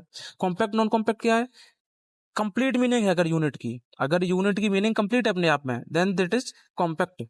अगर इनकम्प्लीट मीनिंग है, इसका मतलब वो नॉन कॉम्पैक्ट है। जैसे अगर मैं बोलूं डे, तो डे का मतलब दिन, दिन कहते ही आप समझ गए कि हाँ एक दिन की बात हो रही है, मतलब ये अपने आप में कंप्लीट मीनिंग है। ईयर, ईयर भी अपने आप में कंप्लीट मीनिंग है। साल यानी 365 दिन। मंथ, मंथ भी अपने आप में कंप्लीट मीनिंग है। ठीक है, डॉलर, डॉलर भी कंप्लीट मीनिंग रखता है। रुपी, रुपी भी कंप्लीट मीनिंग है। वीक, ये सारे के सारे कंप्लीट मीनिंग है। अगर इनके साथ आप नाउन नहीं भी लगाओगे तब भी इनका काम चल जाएगा। चाहे मैं बोल दूं 2 महीने, ठीक है, चाहे मैं बोल दूं महीना, तब भी ठीक है। मैं बोल दूं 4 साल, 4 ईयर, तब भी ठीक है। मैं बोल दूं सिर्फ ईयर, तब भी सब मीनिंग ठीक है। मतलब जिनका मीनिंग कंप्लीट होता है वो कॉम्पैक्ट होते हैं। क्या होते हैं बच्चा, कॉम्पैक्ट। यानी कि अगर हम देखेंगे सेंटेंस में न्यूमरल आया है, उसके बाद यूनिट आया है, बट नाउन नहीं आया है, तो हम डिसाइड करेंगे यूनिट कैसा है, कॉम्पैक्ट है या फिर नॉन कॉम्पैक्ट है। अगर ये यूनिट कॉम्पैक्ट है तो इसके साथ हम ऐसा एस लगा देंगे। ठीक है, अगर ये नॉन कॉम्पैक्ट है तो ऐसा एस नहीं लगाएंगे। नॉन कॉम्पैक्ट के एग्जाम्पल क्या होते हैं, नॉन कॉम्पैक्ट के देखो लिखे हैं, 100 1000 लेख, डॉजन, स्कोर, स्कोर मतलब कौड़ी होता है, 20 का समूह होता है। डॉजन मतलब 12 का समूह। फुट, इंच, रिम, ये 500 का समूह होता है। ये सारे के सारे नॉन कॉम्पैक्ट मीनिंग है। जैसे अगर मैं सिर्फ 100 बोल दूं तो 100 कहने से आपको पता नहीं लगेगा एग्जैक्ट कि कितने की बात हो रही है। 100, अब 100 क्या, 100 रुपए, 100 दिन, 100 घंटे, 100 क्या। मैं बोल दूं दर्जन, दर्जन क्या, दर्जन में 12 चीज होती है तो पता है, बट ये किस दर्जन की बात कर रहा है। एक दर्जन केला, एक दर्जन आम, एक दर्जन पेन, एक दर्जन चॉकलेट। तो इसका मीनिंग क्लियर नहीं है अपने आप में। इनकी मीनिंग को क्लियर करने के लिए इनके बाद नाउन बोलना ही बोलना पड़ेगा आपको। जैसे मैं कह दूं कि आज गांव में लाख आए। अब क्या लाख आए, लाख मतलब 1 लाख, ठीक है मैंने मान लिया। लाख रुपए आए, लाख लोग आए, लाख गाड़ियां आई, क्या आई। यानी इनके मीनिंग को क्लियर करने के लिए हमें हमेशा एक नाउन चाहिए ही चाहिए, ठीक है, इनको क्लियर करने के लिए। इसलिए इसमें तो नाउन है नहीं, नाउन होने के कारण इसमें क्या लगा देते हैं हम, ऐसा ही है, इसमें से हटा देते हैं, ठीक है बच्चा। जैसे मैं पूछूं आज मैंने 1 फुट देखा, 1 फुट क्या देखा, क्लियर नहीं है। वही मैं कह दूं आज मैंने रुपी देखा, तो रुपी से तो क्लियर हो गया, 1 रुपया देखा। मैं कह दूं आज 1 महीना हो गया कंप्लीट, तो आप समझ गए 1 महीना कंप्लीट हो गया मुझे आए हुए जो भी है। यानी ये वाले जो शब्द हैं इनको एक्सप्लेन करने के लिए अलग से नाउन की नीड नहीं है, ये अपने आप में कंप्लीट मीनिंग रखते हैं, इसलिए इनको कॉम्पैक्ट बोलते हैं। क्या बोलते हैं बच्चा, कॉम्पैक्ट। जबकि इनको एक्सप्लेन करने के लिए इनके साथ एक नाउन लगाना पड़ेगा बाद में हमें, अगर एक्सप्लेन करना है तो, इसलिए इनको नॉन कॉम्पैक्ट बोलते हैं। तो नॉन कॉम्पैक्ट जो होती है यूनिट, उसके साथ हमेशा एस आई एस हटा देते हैं, जबकि कॉम्पैक्ट वाले में एस आई एस लगा देते हैं, ठीक है। एग्जाम्पल से समझो तो और क्लियर हो जाएगा बात। देखो आगे, पहला example, Rahul bought 2 dozen apples. देखो 2 ये गणित वाला अंक है, मतलब ये न्यूमरल है। 2 क्या है, न्यूमरल है। डजन, डजन अपने आप में यूनिट है, ठीक है। एप्पल्स ये भी नाउन है। यानी क्या बताया, अगर numeral plus unit plus noun ये वाला फॉर्मेट बन रहा है तब तो दिमाग लगाना ही नहीं आपको कॉम्पैक्ट नॉन कॉम्पैक्ट पे, सीधा सीधा बीच वाला यूनिट कैसा, सिंगुलर। तो बीच वाला यूनिट सिंगुलर बनाओ, डॉजन्स था तो हमने एस काट दिया, ठीक है, अपना सेंटेंस सही हो गया। अगले में देखो 3, ये एक न्यूमरल है, ये एक यूनिट है, ये एक नाउन है। तो न्यूमरल यूनिट नाउन मतलब बीच वाला सिंगुलर रखो, तो हंड्रेड्स में से एस था, हटा दिया हम लोगों ने, ठीक है। अब समझ में आ रहे सेंटेंस। चलो आगे देखो, 6 न्यूमरल हो गया। फीट, फीट अपने आप में यूनिट है, और स्नेक नाउन है। यानी देयर वॉज अ, वहां था एक 6 फीट लंबा सांप। न्यूमरल यूनिट नाउन, ऐसे केस में बीच वाला सिंगुलर। तो फीट अपने आप में प्लूरल होता है। फीट कैसा है अपने आप में, फीट अपने आप में प्लूरल है। तो फीट का सिंगुलर क्या होता है, फूट, ठीक है, क्लियर है। आगे देखो, अगला क्वेश्चन है, देव ब्रोक अ 10 इंचेस पाइप। तो 10 न्यूमरल हो गया, ठीक है, न्यूमरल हो गया। उसके बाद इंचेस, ये अपने आप में यूनिट हो गई एक, ठीक है, इंच एक यूनिट है ना, इकाई है। पाइप एक नाउन हो गया, तो बीच वाला यूनिट सिंगुलर, इसीलिए इंचेस में से हमने एस आई एस को हटा दिया है, कट कर दिया है। देखो ये सेंटेंस सही हो गया। अगला है सी फाउंड 2 डजन। अब देखो कॉम्पैक्ट नॉन कॉम्पैक्ट की कहानी आ गई, क्यों, यहाँ पे न्यूमरल है, ये 2 क्या है, ये न्यूमरल है, ठीक है मान लिया मैंने। ये यूनिट है, डजन एक यूनिट है, इकाई है गिनती करने की, बट आगे कोई भी नाउन नहीं लिखा है। ऐसे केस में हमने देखा ये कॉम्पैक्ट है नॉन कॉम्पैक्ट, तो डजन। अब सी फाउंड 2 डजन, इसकी हिंदी देखो, हिंदी देखो, सी फाउंड 2 डजन, उसे मिला 2 दर्जन। 2 दर्जन क्या मिला, यानी क्लियर नहीं है ना। इस ये नॉन कॉम्पैक्ट यूनिट है ना डजन, डजन नॉन कॉम्पैक्ट है तो इसमें ऐसे लगाएंगे नहीं लगाएंगे।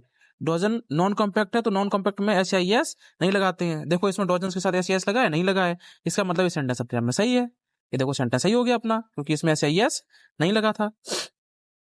अगला देखो, सी स्पेंड्स, उसने गुजारे 10 डे। अगर ये ना लगा होता, यहाँ पे सपोज करो ये ना लगा होता, सी स्पेंड 10 डेज, उसने गुजारे 10 दिन। तो डे अपने आप में कॉम्पैक्ट यूनिट है, ठीक है, क्योंकि न्यूमरल फिर यूनिट और आगे चल के कोई भी नाउन नहीं लिखा है, नहीं लिखा ना कोई भी नाउन।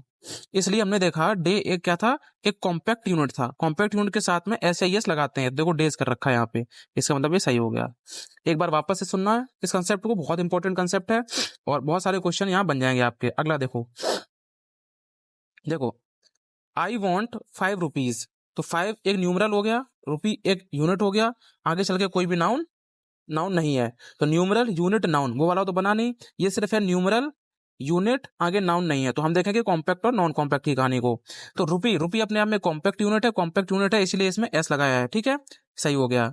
देवका स्पेंड 3000। अब सुनो, ये नॉन कॉम्पैक्ट है ना, 3000 ये हो गया न्यूमरल, ये हो गया यूनिट। आगे चल के कोई भी नाउन है, नाउन नहीं है। तो हमने देखा ये कॉम्पैक्ट था, नॉन कॉम्पैक्ट, सर ये नॉन कॉम्पैक्ट था। नॉन कॉम्पैक्ट है तो इसमें ऐसे एस नहीं लगाएंगे, तो ऐसे एस को काट रखा है, ठीक है, ये सही हो गया अब सेंटेंस। अगला देखो, ये याद कर लेना कॉम्पैक्ट और नॉन कॉम्पैक्ट कौन कौन होते हैं, काम आएगा। अगला है इंडेफिनिट। अब इंडेफिनिट क्या है?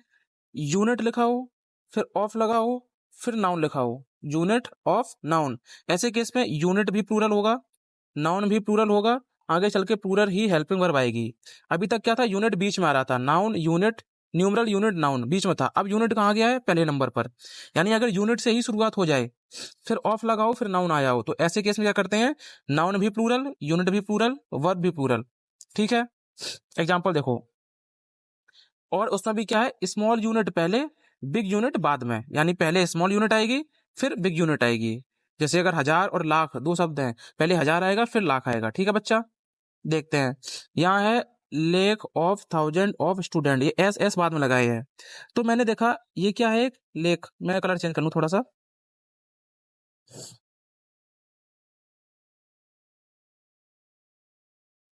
ठीक है। देखो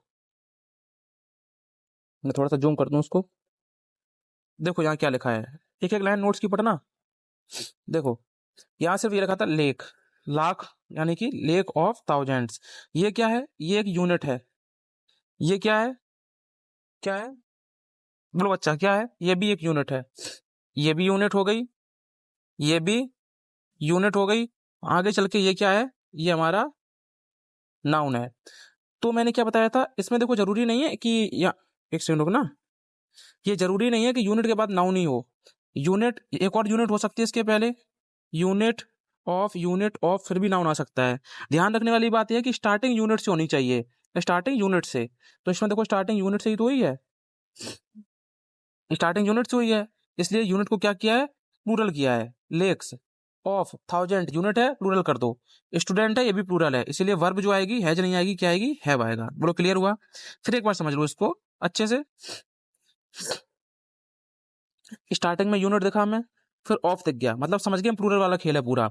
तो lakh, lakhs of thousands of students, ये सब प्लूरल होगा, लेकिन थाउजेंड पहले आएगा, लाख बाद में आएगा, क्योंकि स्मॉल यूनिट पहले, बिग यूनिट बाद में। यानी सेंटेंस करेक्ट क्या बनेगा, ये बनेगा thousands of lakhs of students, फिर हैव आएगा, क्या आएगा, हैव, क्योंकि प्लूरल हेल्पिंग वर्ब आती है। आई होप ये क्लियर हो गया होगा आपको। यानी यूनिट अगर स्टार्टिंग में है, यूनिट प्लूरल आएगी, और यूनिट दोबारा वो भी प्लूरल आएगी, एक और यूनिट होती वो भी प्लूरल आती, सारी की सारी प्लूरल आती, और उसके बाद नाउन भी प्लूरल, उसके बाद वर्ब भी प्लूरल, ठीक है। स्मॉल यूनिट पहले, बड़ी यूनिट बाद में। थाउजेंड मतलब हजार, हजार छोटा है लाख से तो हजार पहले आएगा, और लाख बड़ा है तो लाख ये बाद में जाएगा।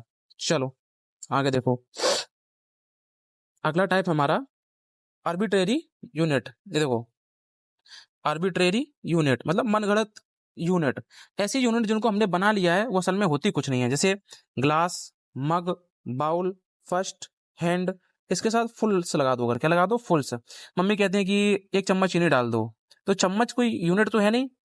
कहते हैं कि एक मुट्ठी चावल डाल दो उसमें, ठीक है, तो मुट्ठी जो है ना, वो तो कोई यूनिट है नहीं। कहती है कि एक बाउल भर के पानी डाल दो उसमें, एक मग भर के पानी डाल दो, एक हाथ लंबी रस्सी लाओ। तो ये सब यूनिट नहीं होती हैं, इनको मनगढ़ंत यूनिट बना लेते हैं हम लोग। इनके साथ में फुल्स लगता है, क्या लगता है, फुल्स। कभी भी फुल नहीं लगेगा, क्या लगेगा, फुल्स। क्या नाम, एरर यहाँ से बनता है, ठीक है बच्चा।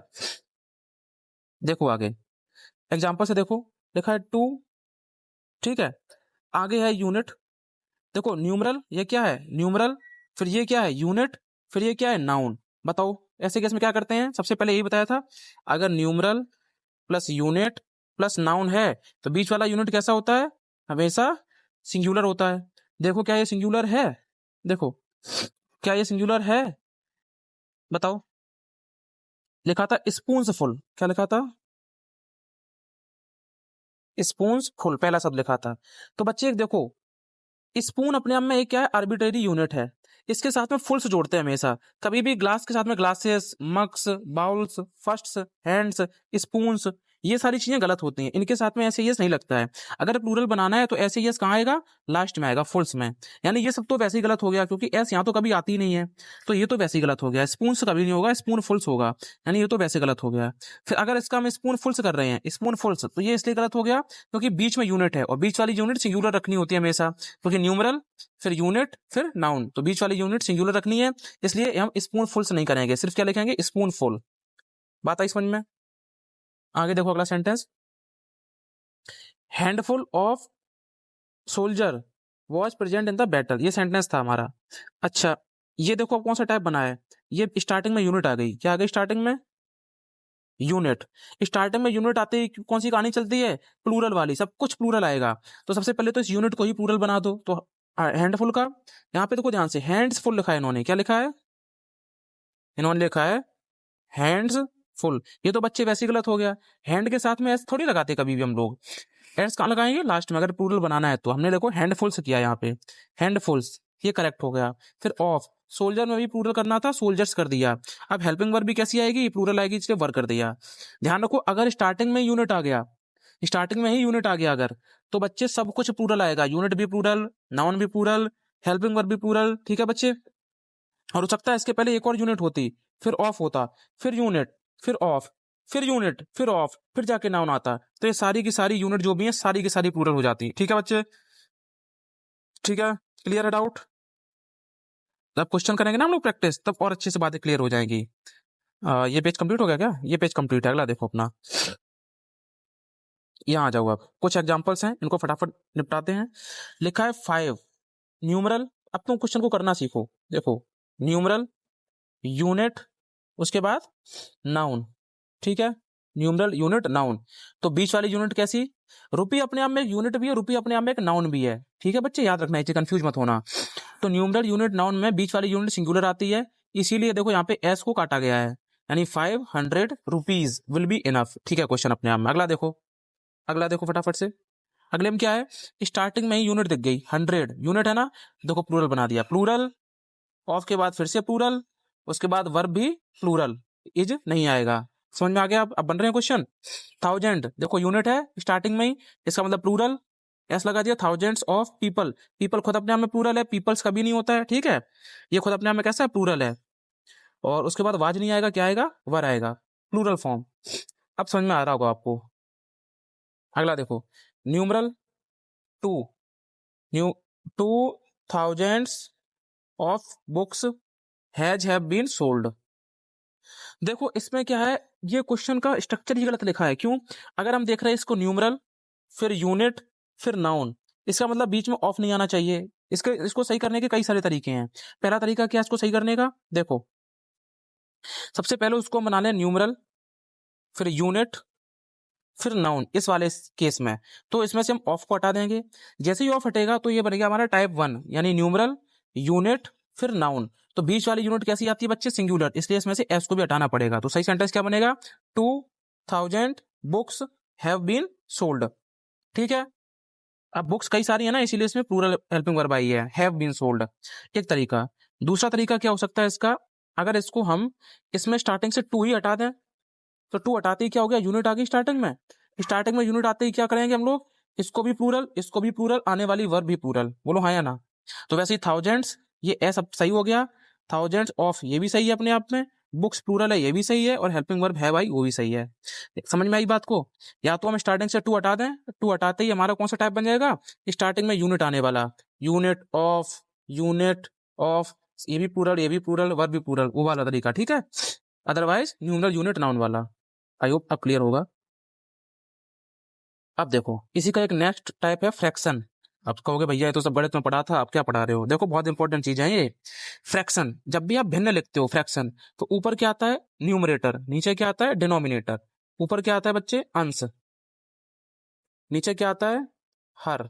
अगर मैं लिख दूं 1/4, इसका मतलब हर इसका 4 है, ये टोटल है, यानी टोटल आपके पास 4 चीजें हैं, 4 में से 1 देनी है, यही तो मतलब होता है। यानी नीचे टोटल लिखते हैं, और उस टोटल का जो हिस्सा है वो हिस्सा ऊपर लिखते हैं, 1/4। मैं बोल दूं 3/5, यानी 5 में से तीसरा हिस्सा मांग रहा है वो, समझ में आई?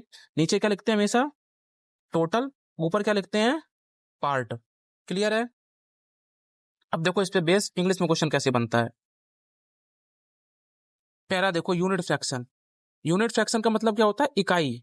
जब न्यूमरेटर एक के बराबर हो और डिनोमिनेटर से छोटा हो, डिनोमिनेटर से छोटा हो, जैसे न्यूमरेटर एक है, डिनोमिनेटर उसका दो हो गया। न्यूमरेटर एक है, डिनोमिनेटर उसका तीन हो गया। न्यूमरेटर एक है, डिनोमिनेटर चार हो गया। न्यूमरेटर एक है, डिनोमिनेटर पांच हो गया। ठीक है। यानी ये वाला टाइप क्या कह रहा है कि जब हमारे पास न्यूमरेटर एक हो, ठीक है, डिनोमिनेटर से छोटा हो। ठीक है बच्चे, तो ये सिंगुलर है ना, एक क्या है, सिंगुलर है। ऊपर सिंगुलर है तो आने वाली हेल्पिंग वर्ब भी सिंगुलर आएगी। एग्जाम्पल से समझो। अच्छा, ये क्या लिखा है, ये एक तिहाई, यानी कि टोटल तीन हिस्से थे, एक, दो, तीन। तीन में से वो एक हिस्से की बात कर रहा है। इसको, इसी को भिन्न के रूप में कैसे लिखते हैं हम लोग, ऐसे लिखते हैं, एक बटे तीन। इसको क्या बोलोगे, वन थर्ड बोलोगे या वन थर्ड्स बोलोगे? बोलो बच्चा, वन थर्ड बोलोगे या वन थर्ड्स बोलोगे? इसको बोलेंगे वन थर्ड। क्या बोलेंगे, वन थर्ड। सिंगुलर लिखते हैं इसको हम, थर्ड्स नहीं लिखेंगे। ठीक है। और आने वाली हेल्पिंग वर्ब भी कैसी आएगी, सिंगुलर आएगी। कैसी आएगी, सिंगुलर आएगी। अभी भी बताया मैंने आपको। अगला देखो टाइप एक, थोड़ा सा फिर और बातें क्लियर हो जाएंगी ये। अगला है प्रॉपर फ्रैक्शन। क्या है प्रॉपर फ्रैक्शन?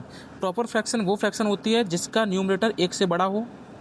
न्यूमरेटर एक से बड़ा हो, दो हो, तीन हो, चार हो, पाँच हो, डॉट डॉट डॉट, और जो डिनोमिनेटर होगा उससे छोटा होगा। कहने का मतलब ये जो ऊपर लिखा है वो नीचे वाले से छोटा होगा। नीचे का भी एक नहीं आएगा, तीन आएगा, चार आएगा, पाँच आएगा, छः आएगा। मतलब जो अंश होगा वो हर से छोटा होगा, अंश होगा हर से छोटा होगा, अंश होगा हर से छोटा होगा, अंश होगा हर से छोटा होगा, लेकिन एक से हमेशा बड़ा होगा। उसको क्या बोलते हैं, प्रॉपर फ्रैक्शन बोलते हैं। अब ऐसे वाले केस में, ऐसे वाले केस में क्या, ये न्यूमरेटर जो होगा एक से बड़ा होगा। एक से अगर बड़ा है तो प्लूरल हो गया ये, बोलो हाँ या ना। मैं कह दूँ दो तिहाई, दो तिहाई, तो देखो अंश जो है न्यूमरेटर वो एक से बड़ा है। बड़ा है मतलब ये प्लूरल हो गया, प्लूरल हो गया तो आगे आने वाली हेल्पिंग वर्ब भी कैसी आएगी, प्लूरल हेल्पिंग वर्ब आएगी। जैसे एग्जांपल है तीन बटे पाँच, तीन बटे पाँच, यानी टोटल पाँच हैं लड़के आपके पास, या पाँच टॉफियाँ हैं, पाँच में से तीन लेनी है। तो तीन तो अपने आप में कैसा है, प्लूरल है। प्लूरल होते ही आगे सब कुछ कहानी कैसी चलेगी, प्लूरल वाली चलेगी, यानी फाइव थर्ड्स। इसको क्या पढ़ोगे अब आप, फाइव थर्ड्स। क्लियर है। जबकि ऊपर वाले में क्या था, ऊपर वाले में वन था, ऊपर वाले में क्या था, वन था। यानी तीन में से आप सिर्फ एक हिस्सा दे रहे हो, तो एक का मतलब सिंगुलर है। सिंगुलर है इसीलिए इसमें एस नहीं लगाई थी हमने, और इसीलिए आगे चल के हेल्पिंग वर्ब प्लूरल आई थी, सॉरी सिंगुलर आई थी। क्लियर है, क्योंकि इसमें बात सिंगुलर की हो रही थी और दूसरे वाले में बात किसकी हो रही है, प्लूरल की हो रही है। ऊपर क्या है, प्लूरल है। अगला देखो इम्प्रॉपर फ्रैक्शन। इम्प्रॉपर फ्रैक्शन वो फ्रैक्शन है जिसका न्यूमरेटर एक से बड़ा है, डिनोमिनेटर से भी बड़ा है। ऊपर जो है वो डिनोमिनेटर से भी बड़ा है। अभी तक हम क्या लिख रहे थे, दो बटे तीन, तीन बटे चार, मतलब ऊपर छोटी संख्या लिख रहे थे, ऊपर छोटी संख्या लिख रहे थे नीचे से। अब क्या करेंगे, इसको उल्टा कर दो, चार बटे तीन। यानी ऊपर देखो ये तो एक से बड़ा है, कोई डाउट नहीं है, यानी प्लूरल हेल्पिंग वर्ब आएगी, कोई डाउट नहीं है। लेकिन नीचे जो लिखा है डिनोमिनेटर उससे भी बड़ा है ये, इसको इम्प्रॉपर फ्रैक्शन बोलते हैं। इस केस में सब कुछ प्लूरल आता है। ठीक है बच्चे, देखो पेन ले लूँ। इसको देखो, इसको क्या पढ़ेंगे, फाइव ऊपर लिखा है तो हमने फाइव लिख दिया, तीन नीचे लिखा है इसको थर्ड लिख दिया, फाइव थर्ड। लेकिन इसको क्या करते हैं हम, प्लूरल लिखते हैं। क्या लिखेंगे ऊपर, प्लूरल, तो थर्ड गलत है, क्या लिखेंगे, thirds, five thirds, five thirds. ठीक है बच्चे, फाइव थर्ड्स। चलो, इसमें तो सब कुछ प्लूरल ही आएगा, आगे जाकर वर्ब भी कैसी है, प्लूरल है। अगला देखो, ये आ गया मिक्स्ड फ्रैक्शन का कंसेप्ट। मिक्स्ड फ्रैक्शन क्या कह रहा है, सही बटे वाली भिन्न है। लिखा है दो सही एक बटे तीन, इसको कैसे लिखोगे, दो सही एक बटे तीन, इसको लिखो दो और फिर लिख लो एक बटे तीन। तो दो तो पूरा है अपने आप में, इसमें तो छेड़खानी करनी नहीं है, तो टू को तो टू लिख दिया हमने, टू। फिर दोनों को जोड़ने के लिए कौन सा कंजक्शन आएगा, एंड, तो एंड लगा दिया जोड़ने के लिए, तो टू एंड। अब ये तो बन गया अपना टाइप वन। देखो अभी बताया था कि नहीं बताया था, टाइप यूनिट फ्रैक्शन। ऊपर इकाई है, इसको क्या बोला था, वन। नीचे तीन है तो उसको क्या बोला था, थर्ड, वन थर्ड। और नीचे प्लूरल है तो क्या लगाएंगे इसमें, एस, वन थर्ड्स। तो क्या हो गया, टू एंड वन थर्ड्स। क्या पढ़ोगे इसको, टू एंड वन थर्ड्स। और इसको अगर पूरा देखोगे तो दो तो पूरे पूरे हैं, उसमें वन थर्ड और जोड़ दिया तो अल्टीमेटली प्लूरल ही तो हुआ तुम्हारे पास। तो सब कुछ प्लूरल है, सब कुछ बिस्किट है आपके पास, दो पूरे पूरे बिस्किट हैं, उसमें वन थर्ड बिस्किट और जोड़ दिया, तो मामला तो प्लूरल ही रहा। इसीलिए आगे चल के वर्ब कैसी आएगी, प्लूरल आएगी वर्ब आगे चल के। और वैसे भी अगर मिक्स फ्रैक्शन को सॉल्व करोगे तो दो सही एक बटे तीन को क्या लिख सकते हो, 7/3, मतलब 3 में से 7 हिस्सा दे रहे हो आप, तो मामला कैसा आएगा, पूरल ही आएगा। ये प्रॉपर फ्रैक्शन इम्प्रॉपर फ्रैक्शन का एग्जाम्पल बन जाता है। ठीक है, इस पे बेस्ड जब क्वेश्चन आएंगे ना तब और अच्छे से बातें समझ में आ जाएंगी। अभी आपको सिर्फ 10-20% समझ में भी आ रहा है, तब भी ठीक है, कोई दिक्कत नहीं है। पहली बार में टॉपिक किसी को समझ में नहीं आता है। अब देखो, अब एक कहानी यहाँ से है, अवध से पहले। इसको क्या पढ़ोगे, अवध से पहले, अवध से पहले, अवध से पहले, अवध से पहले, अवध से पहले। इसका फुल फॉर्म क्या है, ए से हो गया amount, weight, distance, height, speed, period of time. अगर ऐसे शब्द जो अमाउंट को डिनोट कर रहे हैं, वेट को डिनोट करते हैं, डिस्टेंस को डिनोट करते हैं, हाइट को डिनोट करते हैं, स्पीड को डिनोट करते हैं, पीरियड ऑफ टाइम को डिनोट करते हैं, ऐसे शब्द अगर यूनाइटेड सेंस में यूज हो रहे हैं तो अपने साथ सिंगुलर हेल्पिंग वर्ब को लेंगे। अगर डिवाइडेड सेंस में यूज हो रहे हैं तो अपने साथ प्लूरल हेल्पिंग वर्ब को लेंगे। बस इतनी सी कहानी है। देखो एग्जांपल कैसे,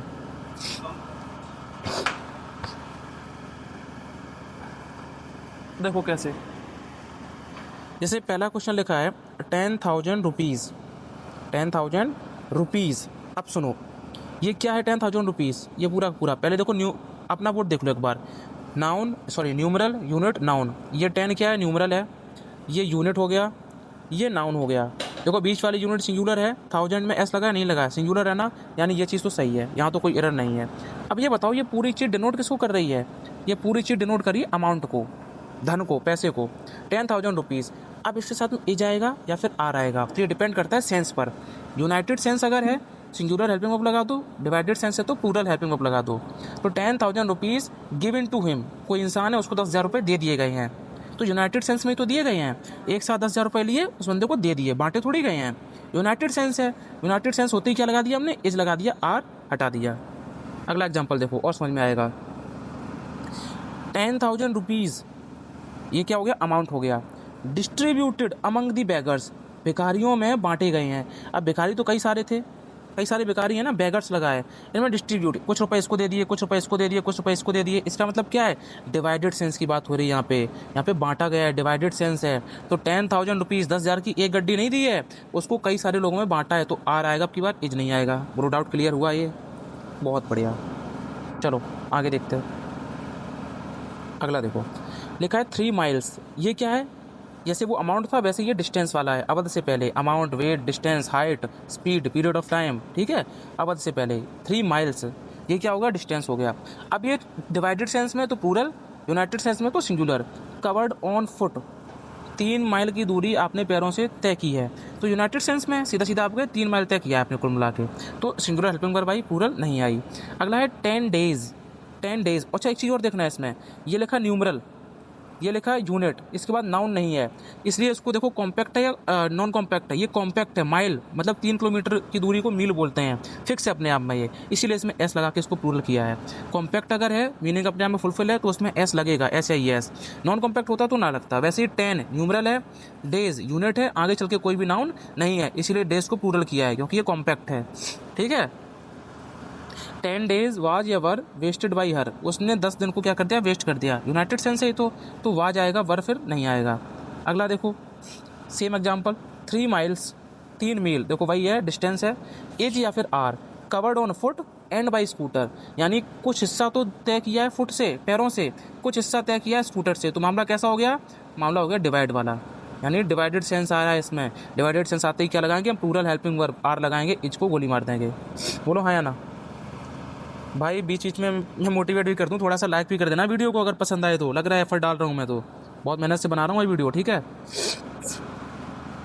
अगला देखो, ये टाइप है, रूल है बेसिकली। ये क्या रूल है, देखो सब्जेक्ट 1, फिर प्रेपोजिशन, फिर सब्जेक्ट 2, ऐसा लिखा हो कहीं पर, तो आगे चल के जो भी हेल्पिंग वर्ब आएगी वो आएगी पहले वाले सब्जेक्ट के हिसाब से। किसके हिसाब से, पहले वाले सब्जेक्ट के हिसाब से हमेशा आएगी। चलो तुम्हें ये भी नहीं याद करना, मैं तुम्हें इसका एक रामबाण तरीका बताता हूँ। क्या रामबाण है, देखो साइड में देखते हैं थोड़ा सा। 2 चीज़ें याद रखो हमेशा, 2 चीज़ें बताऊंगा, याद रखना। रामबाण है, किसी भी सेंटेंस में जो वर्ब होती है, वर्ब, अरे यार ये पेन ना चले, मेरा फ़ोन खोलता है। देखो किसी भी सेंटेंस में वर्ब होती है, वर्ब से पहले हमेशा सब्जेक्टिव केस आता है, याद कर लो इस चीज़ को। वर्ब के बाद हमेशा ऑब्जेक्टिव केस आता है, इसको रट्टा मार लो। किसी भी सेंटेंस में वर्ब से पहले सब्जेक्टिव केस आएगा, वर्ब के बाद ऑब्जेक्टिव केस आएगा। दूसरी चीज़, किसी भी सेंटेंस में अगर प्रेपोजिशन है, प्रेपोजिशन मतलब इन, ऑफ, बिटवीन, ठीक है, ये सब क्या है, ये सब प्रेपोजिशन होती हैं। अगर प्रेपोजिशन है, प्रेपोजिशन के बाद हमेशा कौन सा केस आता है बच्चे, ऑब्जेक्टिव केस। रटो रटो फटाफट रटो इसको, प्रेपोजिशन के बाद ऑब्जेक्टिव केस, प्रेपोजिशन के बाद ऑब्जेक्टिव केस, प्रेपोजिशन के बाद ऑब्जेक्टिव केस, प्रेपोजिशन के बाद ऑब्जेक्टिव केस। अब एक बताओ, सेंटेंस में जो वर्ब होती है वो किसके हिसाब से आती है, इस ऑब्जेक्ट के हिसाब से आती है या इस सब्जेक्ट के हिसाब से आती है? आप कहोगे सर सब्जेक्ट डिसाइड करता है आने वाली वर्ब को। कौन डिसाइड करता है? सब्जेक्ट। बहुत बढ़िया, अपना काम हो गया। यानी क्या, वर्ब से पहले सब्जेक्ट आएगा, वर्ब के बाद ऑब्जेक्ट आएगा, और ये जो वर्ब आएगी वो किसके हिसाब से आएगी, वर्ब हमेशा सब्जेक्ट के हिसाब से आती है। दूसरा है प्रेपोजिशन, प्रेपोजिशन के बाद ऑब्जेक्टिव केस आएगा हमेशा। चलो अब अगर ये समझ में आ गया है तो अब तुम्हें वो रूल याद नहीं करना है जो अभी भी बताया ना मैंने, सब्जेक्ट 1 सब्जेक्ट 2 वाला, ये वाला रूल। अब इसको तुम भूल जाओ, अब सारे क्वेश्चन ऐसे ही सॉल्व करवा दूंगा मैं। देखो इसको भूल जाओ, कुछ नहीं पढ़ना तुम्हें। अब देखो पहला सेंटेंस लिखा हमारे सामने, the students of this class is are intelligent. एक बात बताओ, यहाँ पे तुम्हें चूज करनी है वर्ब। वर्ब किसके हिसाब से आती है सर? वर्ब आती है सब्जेक्ट के हिसाब से। तो वर्ब ये है तो वर्ब के इधर चलने पे सब्जेक्ट मिलेगा या इधर चलने पे मिलेगा? तो मैंने क्या बताया, वर्ब से पहले सब्जेक्टिव केस आता है, वर्ब के बाद ऑब्जेक्टिव केस आता है। अगर ये वर्ब चूज करनी है, वर्ब आएगी सब्जेक्ट के हिसाब से, तो हमें इधर चलना पड़ेगा। जैसे इधर चले, इधर लिखा मिला क्लास, दिस क्लास। सब्जेक्ट हमेशा नाउन या प्रोनाउन होता है सेंटेंस का। तो आपने कहा ठीक है सर क्लास सब्जेक्ट हो सकता है, कोई दिक्कत नहीं है। लेकिन थोड़ा और आगे बढ़े तो ये क्या मिल गई, प्रेपोजिशन। ये क्या है, प्रेपोजिशन। प्रेपोजिशन होने की वजह से ये क्या हो गया, ऑब्जेक्टिव केस। क्योंकि प्रेपोजिशन के बाद क्या क्या आता है, हमेशा ऑब्जेक्टिव केस आता है। तो ये तो मामला पूरा चला गया ऑब्जेक्टिव केस में। कितना क्लियर हुआ? यानी कि ये प्रेपोजिशन थी, इस प्रेपोजिशन ने इसको बना दिया ऑब्जेक्टिव केस, यानी ये सब्जेक्ट नहीं बन सकता है। तो और इधर चले हम, तो अब मिला है द स्टूडेंट्स, यानी यही सेंटेंस का सब्जेक्ट है। फिर सब्जेक्ट सिंगुलर है प्लूरल है, स्टूडेंट्स, ये तो प्लूरल है। तो आगे आने वाली हेल्पिंग वर्ब भी कैसी आई है, प्लूरल आई है, सिंगुलर नहीं आई है। बोलो हाँ या ना। अब क्लियर हुआ?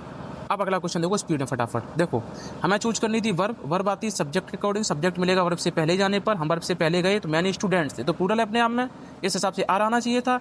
लेकिन ये सब्जेक्ट है ऑब्जेक्ट, उसके पहले हमने देखा प्रेपोजिशन लगी है ऑफ, प्रेपोजिशन लगते ही ये हो गया ऑब्जेक्टिव केस, यानी सब्जेक्ट बचा। फिर ये प्रॉब्लम सिंगुलर है तो यहाँ पे इज आ गया है, आर नहीं आया है। बोलो हाँ या ना, मजा आ रहा है? हाँ भाई। अगला देखो sentence, the theories of this scientist has have confused us. Verb choose करनी है, वर्ब आएगी सब्जेक्ट के अकॉर्डिंग, सब्जेक्ट मिलेगा पीछे जाने पर। पीछे देखा हमने दिस साइंटिस्ट लिखा है, साइंटिस्ट सिंगुलर है तो है जाना चाहिए था, लेकिन यहाँ पे लगा है ऑफ। ऑफ एक प्रेपोजिशन है, प्रेपोजिशन के बाद हो गया ऑब्जेक्टिव केस। हमें ऑब्जेक्ट नहीं, हमें सब्जेक्ट चाहिए, तो सब्जेक्ट बचा फिर द थ्योरीज। थ्योरीज प्लूरल है, प्लूरल होने की वजह से हैव लगा दिया हमने। बोलो क्लियर है?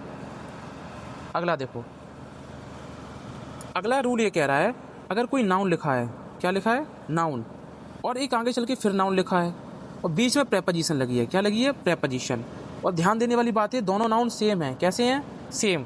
जैसे राम राम, सीता सीता, बॉय बॉय। अगर सेम नाउन चल रहे हैं तो क्या रूल कहता है, रूल कहता है अगर एक नाउन, दो नाउन है, प्रेपोजिशन से जुड़े हैं, दोनों नाउन सेम है, तो ये दोनों नाउन सिंगुलर आएंगे। और आगे चल के हेल्पिंग वर्ब भी कैसी आएगी, सिंगुलर ही आएगी, और ये दोनों नाउन भी सिंगुलर आएंगे। बहुत इंपॉर्टेंट लॉजिक है बच्चा, अच्छे से इसके एग्जांपल देखो फटाफट। देखो ये पेज नाउन है, ये पेज नाउन है, बीच में प्रेपोजिशन लगी है, तो दोनों नाउन सेम है। देखो पेजेस पेजेस, इसको सिंगुलर बनाओ, यहाँ से एस हटाई, यहाँ से एस हटाई, तो हो गया पेज आफ्टर पेज।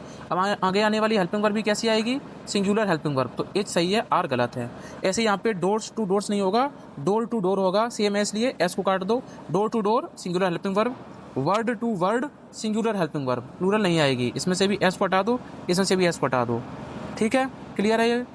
एक बार फिर से देखना अगर समझ में ना आया हो तो, वैसे तो सिंपल ही था। ये खत्म। 16वां पेज देखो फटाफट से, 16वां पेज। अब देखो फ्रैक्शन ऑफ नाउन। अब क्या आता है हमारे पास, फ्रैक्शन ऑफ नाउन।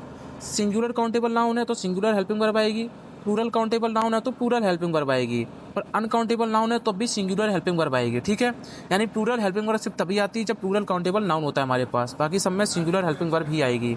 ठीक है, जैसे लिखा है 1/10 ऑफ वर्क इज आर। अब देखो यहाँ पे देखो, ये चीज़ क्लियर है तुम लोगों को? ये बताओ पहले, सिंगुलर नाउन है तो सिंगुलर वर्ब आएगी, प्लूरल नाउन है, प्लूरल काउंटेबल नाउन तो plural helping verb, uncountable noun है तो सिंगुलर हेल्पिंग वर्ब आएगी। अब सुनो ध्यान से, लिखा है 1/10 ऑफ वर्क इज या आर। अब सुनो, तुम्हारे पास कुछ काम था, उसका कितना हिस्सा कंप्लीट हुआ है, 1/10। 1/10वां हिस्सा कंप्लीट हुआ है। तुम्हारे पास अगर काम है, काम, ये कई सारा काम है तुम्हारे पास, काम सिंगुलर है, प्लूरल है, अनकाउंटेबल है? तो काम तो सर अनकाउंटेबल नाउन है, बोलो हाँ या ना। काम एक अनकाउंटेबल नाउन है। अल्टीमेटली देखो हमें क्या करना है, हमें लगानी है यहाँ पे वर्ब। वही कंसेप्ट अपना, वर्ब किसके अकॉर्डिंग आएगी? सब्जेक्ट के अकॉर्डिंग। सब्जेक्ट के लिए हम पीछे चलेंगे, पीछे ये लगी प्रेपोजिशन। प्रेपोजिशन लगते ही ये तो हो गया ऑब्जेक्टिव केस, ये तो हट गया, यानी 1/10 इसके अकॉर्डिंग वर्ब लगाएंगे। अब ये 1/10 क्या है? ये 1/10 इसी काम को तो निकाला है हमने, यानी जो काम था, ये जो काम था इसी काम का 1/10 हिस्सा, 1/10 हिस्सा निकला है। अनकाउंटेबल नाउन कोई चीज़ है, उसमें से कुछ निकालोगे तो वो भी तो अनकाउंटेबल ही निकलेगा। यानी वर्क एक अनकाउंटेबल नाउन था, अगर वर्क एक अनकाउंटेबल नाउन था, ये देखो इसमें से 1/10 हिस्सा निकाला है तो ये 1/10 भी अनकाउंटेबल नाउन होगा। और अनकाउंटेबल नाउन होते ही कैसी हेल्पिंग वर्ब आएगी? सिंगुलर, जिसको हम गिन ही नहीं सकते, उसका प्लूरल कैसे बनाओगे? तो इसके लिए सिंगुलर हेल्पिंग वर्ब आ गई, आर नहीं आएगा। क्लियर है? एक और एग्जाम्पल देख लो। एग्जाम्पल तो यहाँ लिखा नहीं है, जो लिखा है फिर वही देखो। अभी एग्जाम्पल कहाँ लिखूँ, इसमें जगह नहीं है इतनी। Numeral % of noun plus helping verb, इस टाइप में भी सेम वही है। सिंगुलर काउंटेबल नाउन है, अगर ये वाला जो नाउन है, अगर ऐसा कोई स्ट्रक्चर मिले, न्यूमरल % ऑफ नाउन, सिंगुलर के लिए सिंगुलर, प्लूरल के लिए प्लूरल, अनकाउंटेबल के लिए भी सिंगुलर। ठीक है, बाकी कुछ नहीं, ऊपर वाला अगर लॉजिक समझ लिया तो ये भी समझ में आ जाएगा, बहुत सिंपल है। देखो हमारे पास क्या है, हमें यहाँ वर्ब लगानी है। वर्ब आती है सब्जेक्ट के अकॉर्डिंग। सब्जेक्ट के लिए हम पीछे चलेंगे, पीछे चलते ही हमें मिला स्टूडेंट्स, ये तो प्लूरल है इसलिए तो आर आना चाहिए था, लेकिन नहीं, ये ऑफ प्रेपोजिशन है। प्रेपोजिशन लगते ही ये सब ऑब्जेक्टिव केस हो गया, यानी फिर बचा 50%। इस 50% की वजह से वर्ब आएगी, इस 50% की वजह से वर्ब आएगी। कलर कैसा हो गया? 50% की वजह से। अब 50% क्या, 50% क्या, 500 स्टूडेंट। एक कमरा है हमारे पास, उसमें 500 स्टूडेंट हैं, 500 स्टूडेंट। स्टूडेंट कैसे अपना में प्लूरल काउंटेबल नाउन है स्टूडेंट्स। इसमें से अगर आप 50% स्टूडेंट निकालोगे, 50% निकालोगे तो 500 का 50% कितना हो गया? 250। तो 250 स्टूडेंट निकले, तो ये भी तो प्लूरल ही निकले, बोलो हाँ या ना। अगर आप 500 स्टूडेंट में से 50% निकाल लोगे तब भी वो प्लूरल ही तो निकलेगा, यानी ये चीज़ किसको डिनोट कर रही है? 250 स्टूडेंट को, यानी प्लूरल है। प्लूरल है तो आगे आने वाली वर्ब कैसी? प्लूरल। लेकिन वहीं अगर यहाँ देखो 50% ऑफ द वर्क, वर्क यानी अनकाउंटेबल नाउन, अनकाउंटेबल नाउन से 50% निकाला है तुमने, तो काम तो अनकाउंटेबल था, तो जाहिर सी बात है जो भी निकलेगा वो भी अनकाउंटेबल होगा, इसलिए आगे आने वाली हेल्पिंग वर्ब सिंगुलर हो गई, प्लूरल नहीं हो गई। अभी सिखाया था ये वाला, चलो ये हो गया अपना। अगला देखो, इस टाइप का कोई भी क्वेश्चन मिले, द % ऑफ या % ऑफ नाउन, तो आगे आने वाली हेल्पिंग वर्ब क्या लगेगी? वो हमेशा सिंगुलर हेल्पिंग वर्ब ही लगेगी। क्या लगेगी? सिंगुलर हेल्पिंग वर्ब ही लगेगी। कब? जब द % ऑफ या द % ऑफ लगा हो। देखो क्यों? देखो मेरे पास एक कमरा है, उसमें कई सारे बच्चे हैं, ठीक है,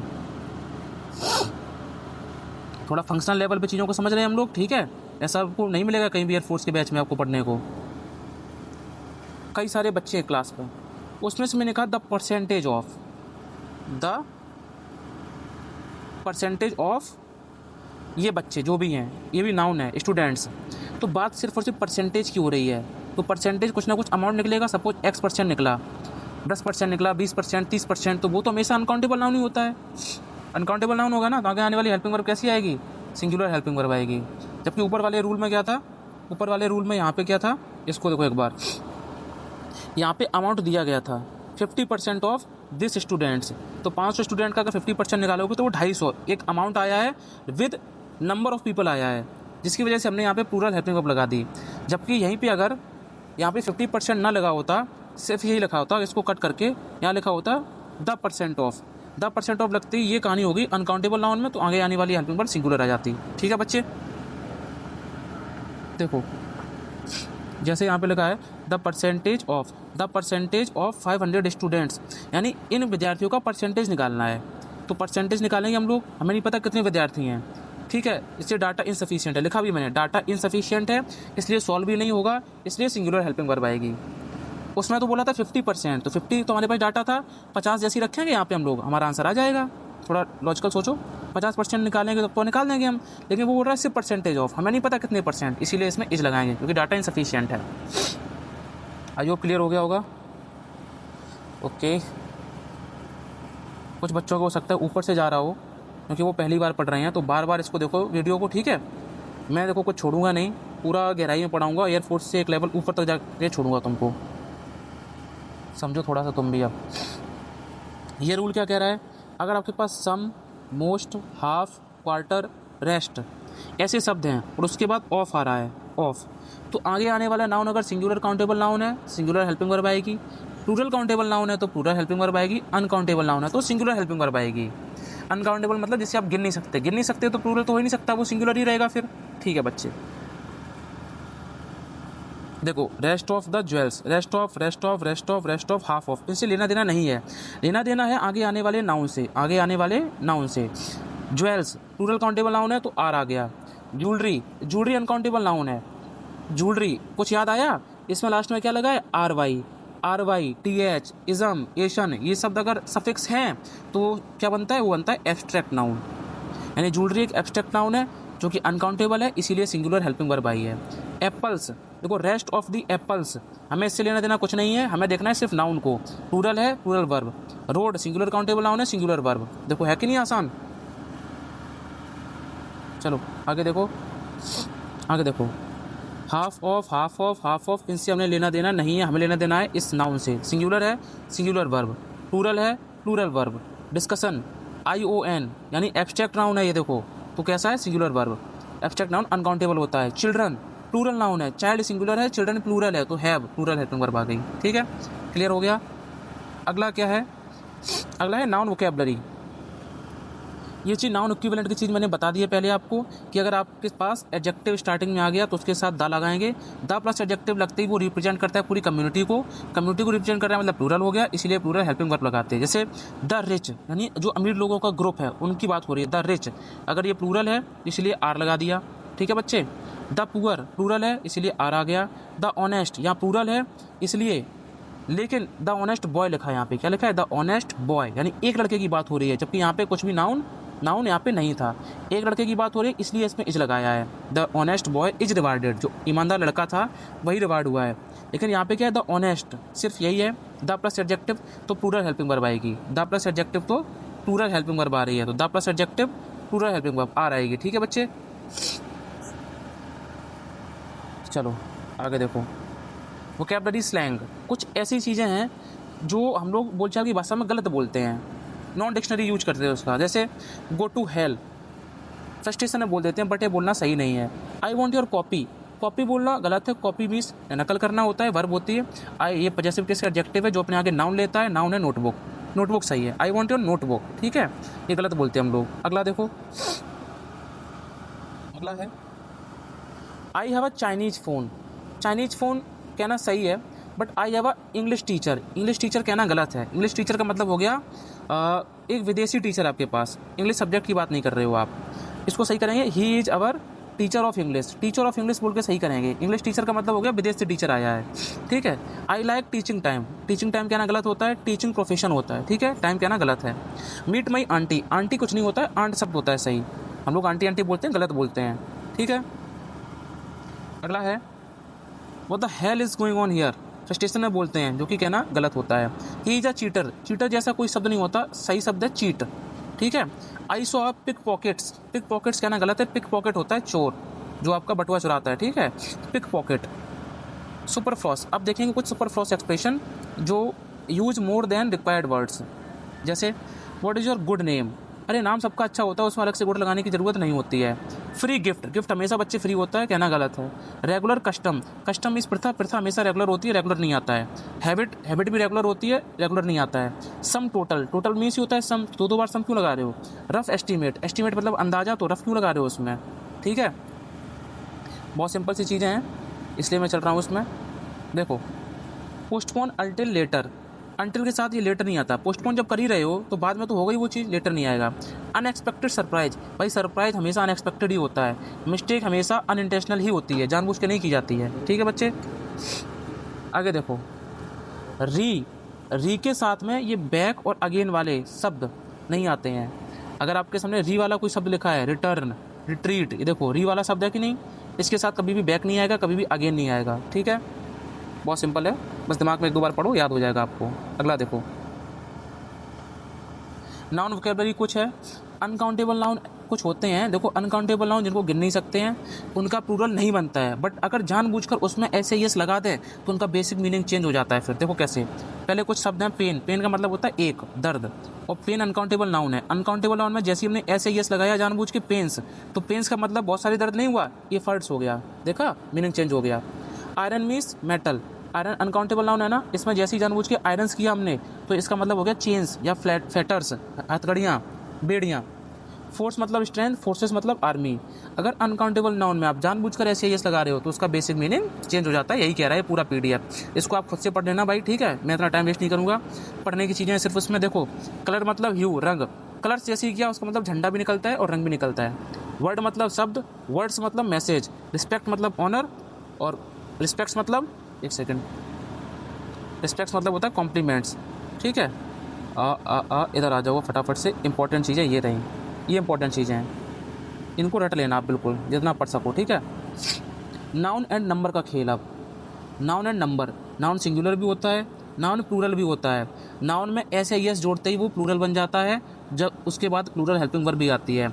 तो नेम ऑफ टूल्स, कुछ नाउन ऐसे हैं जो हमेशा प्लूरल फॉर्म में ही यूज होंगे, जैसे सीजर्स, टोंग्स, प्लायर्स, स्पेक्टिकल्स, आई, ग्लासेस, ट्विजर्स एक्सेट्रा। जैसे सीजर्स, कैंची, कैंची कुछ कुछ ऐसी तो होती है, ऐसी तो होती है कैंची, हाँ, कैंची में देखो एक और दो टांगें हो गई है, मतलब ये प्लूरल है, ऐसे करके याद कर लिया करो, ठीक है, ये प्लूरल है। प्लायर, प्लायर तो जानते ही हो तुम लोग, प्लास इसको बोलते हो।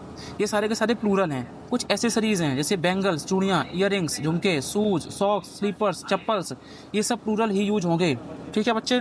कहीं पर स्पेक्टेकल लिखा है अगर ऐसा तो वो गलत है, क्योंकि इसकी रियल फॉर्म ही है स्पेक्टेकल्स, उसमें से आप हटा नहीं सकते ऐसे ही इसको।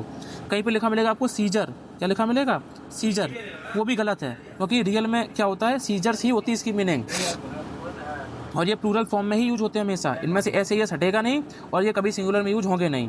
इनको रट्टा मार लो बिल्कुल तुम लोग, एक ये, एक ये, एक ये।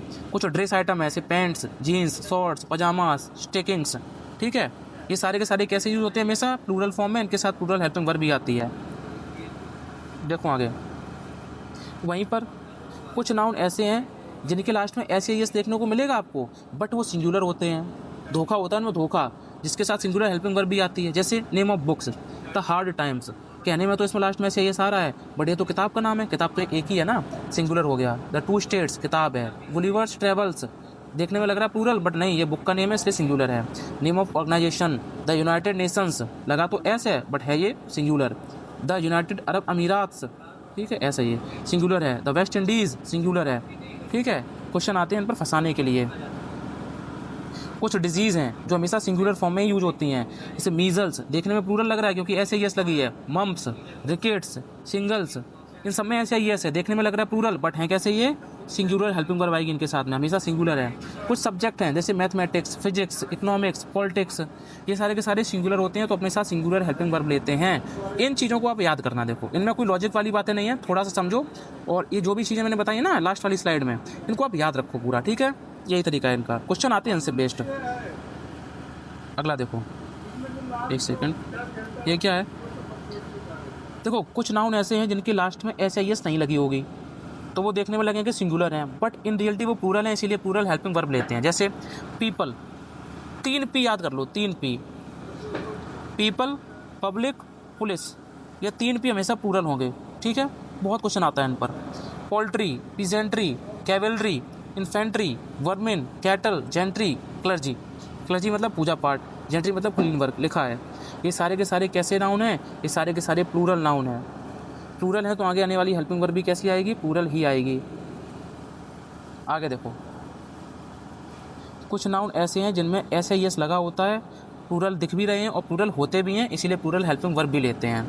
इनमें दिक्कत यह है, इनमें हम लास्ट की ऐसे यस हटा नहीं सकते हैं, जैसे congratulations, thanks, regards, compliments, ashes, embers, congress, belongings, surroundings, ठीक है भाई।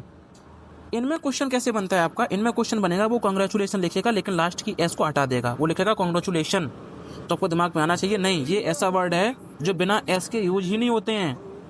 इन वर्ड्स के लास्ट में ऐसा यस लगेगा ही लगेगा हमेशा। बिलोंगिंग्स, इसमें से एस हटा के देगा, वो आपको बिलोंगिंग कर देगा, कॉम्प्लीमेंट कर देगा, ठीक है, रिगार्ड कर देगा, सराउंडिंग कर देगा, तो आपको ध्यान आना चाहिए नहीं इनमें तो ऐसे यस लगा ही होता है बचपन से, इनमें नहीं हटा सकते आप।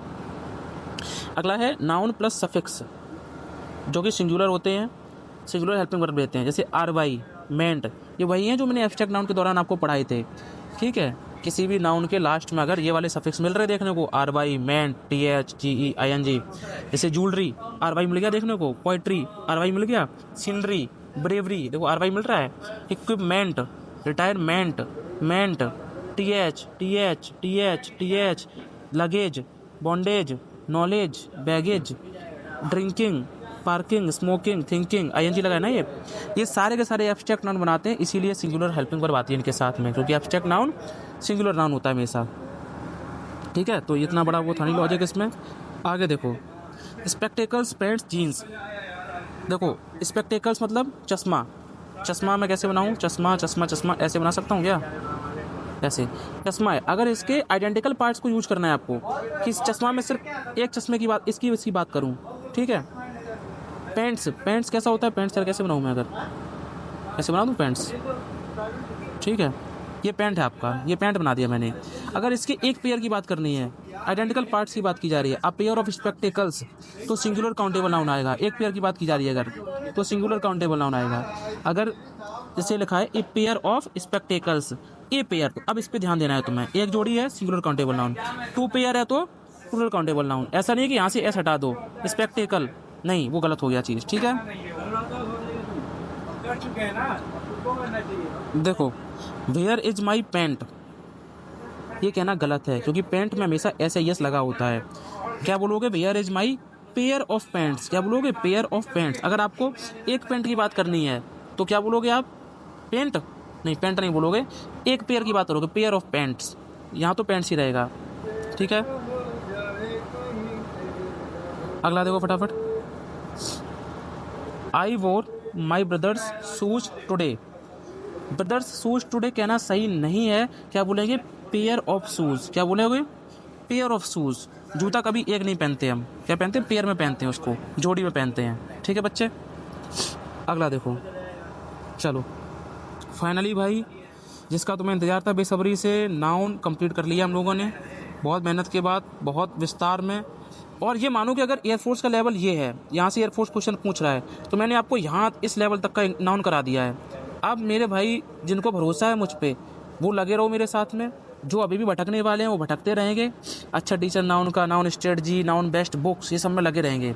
बट अगर भरोसा कर लिया आपने तो मेरी बात मानो, नाउन जो है ना वो इस लेवल का करा दिया है, ऐसा एयरफोर्स के किसी भी टीचर ने नहीं कराया होगा। आप जिस भी टीचर से पढ़ते हो उसका कंटेंट एक बार इस कंटेंट से मैच कर लेना, पता लग जाएगा आपको। अब नाउन का कंसेप्ट फिनिश हो गया है, नाउन का कोई कंसेप्ट नहीं बचा है। अब क्या बचा है वो चीज़ देखो, देखो अब बची है नाउन की प्रैक्टिस सीट। अब नाउन की प्रैक्टिस क्लास आएगी, इसमें ओनली PYQ करेंगे हम लोग। एक नाउन की तुमको मैं सीट दूंगा सिंगुलर और प्लूरल की, एक दूंगा मैं नाउन एंड जेंडर की, जिनको आपको याद करना होगा, ठीक है। नाउन एंड जेंडर कि नाउन एंड मैस्कुलिन जेंडर को फेमिनिन जेंडर में कन्वर्ट करो, उसकी सीट, ये 2 सीट दूंगा, इनको याद करना है। प्लस एक प्रैक्टिस सीट बची जिसको मैं सॉल्व भी करवाऊंगा यूट्यूब पर। एंड टेलीग्राम को भाई मस्ट है, ज्वाइन करना ही करना है तुम लोगों को, टेलीग्राम को ज्वाइन करना, वहाँ पर सीट दूंगा, ठीक है बच्चे। तब तक के लिए भाई वीडियो को लाइक कर दो जाके एक बार, बहुत मेहनत से वीडियो बनाई है, ठीक है, इतना एफर्ट डाल रहा हूँ। और यहाँ पे ये QR कोड भी दिए गए हैं, पेटीएम से आप मुझे पैसे पे कर सकते हो, ठीक है, 2-4 करोड़ कर देना मुझे। इसको पे करोगे तो मेरे इंस्टाग्राम पे पहुँच जाओगे, इस वाले को, इसको करोगे तो मेरे टेलीग्राम पे पहुँच जाओगे, ठीक है बच्चा। ओके, तब तक के लिए मैं जय हिंद जय भारत। वीडियो को लाइक जरूर कर देना यार।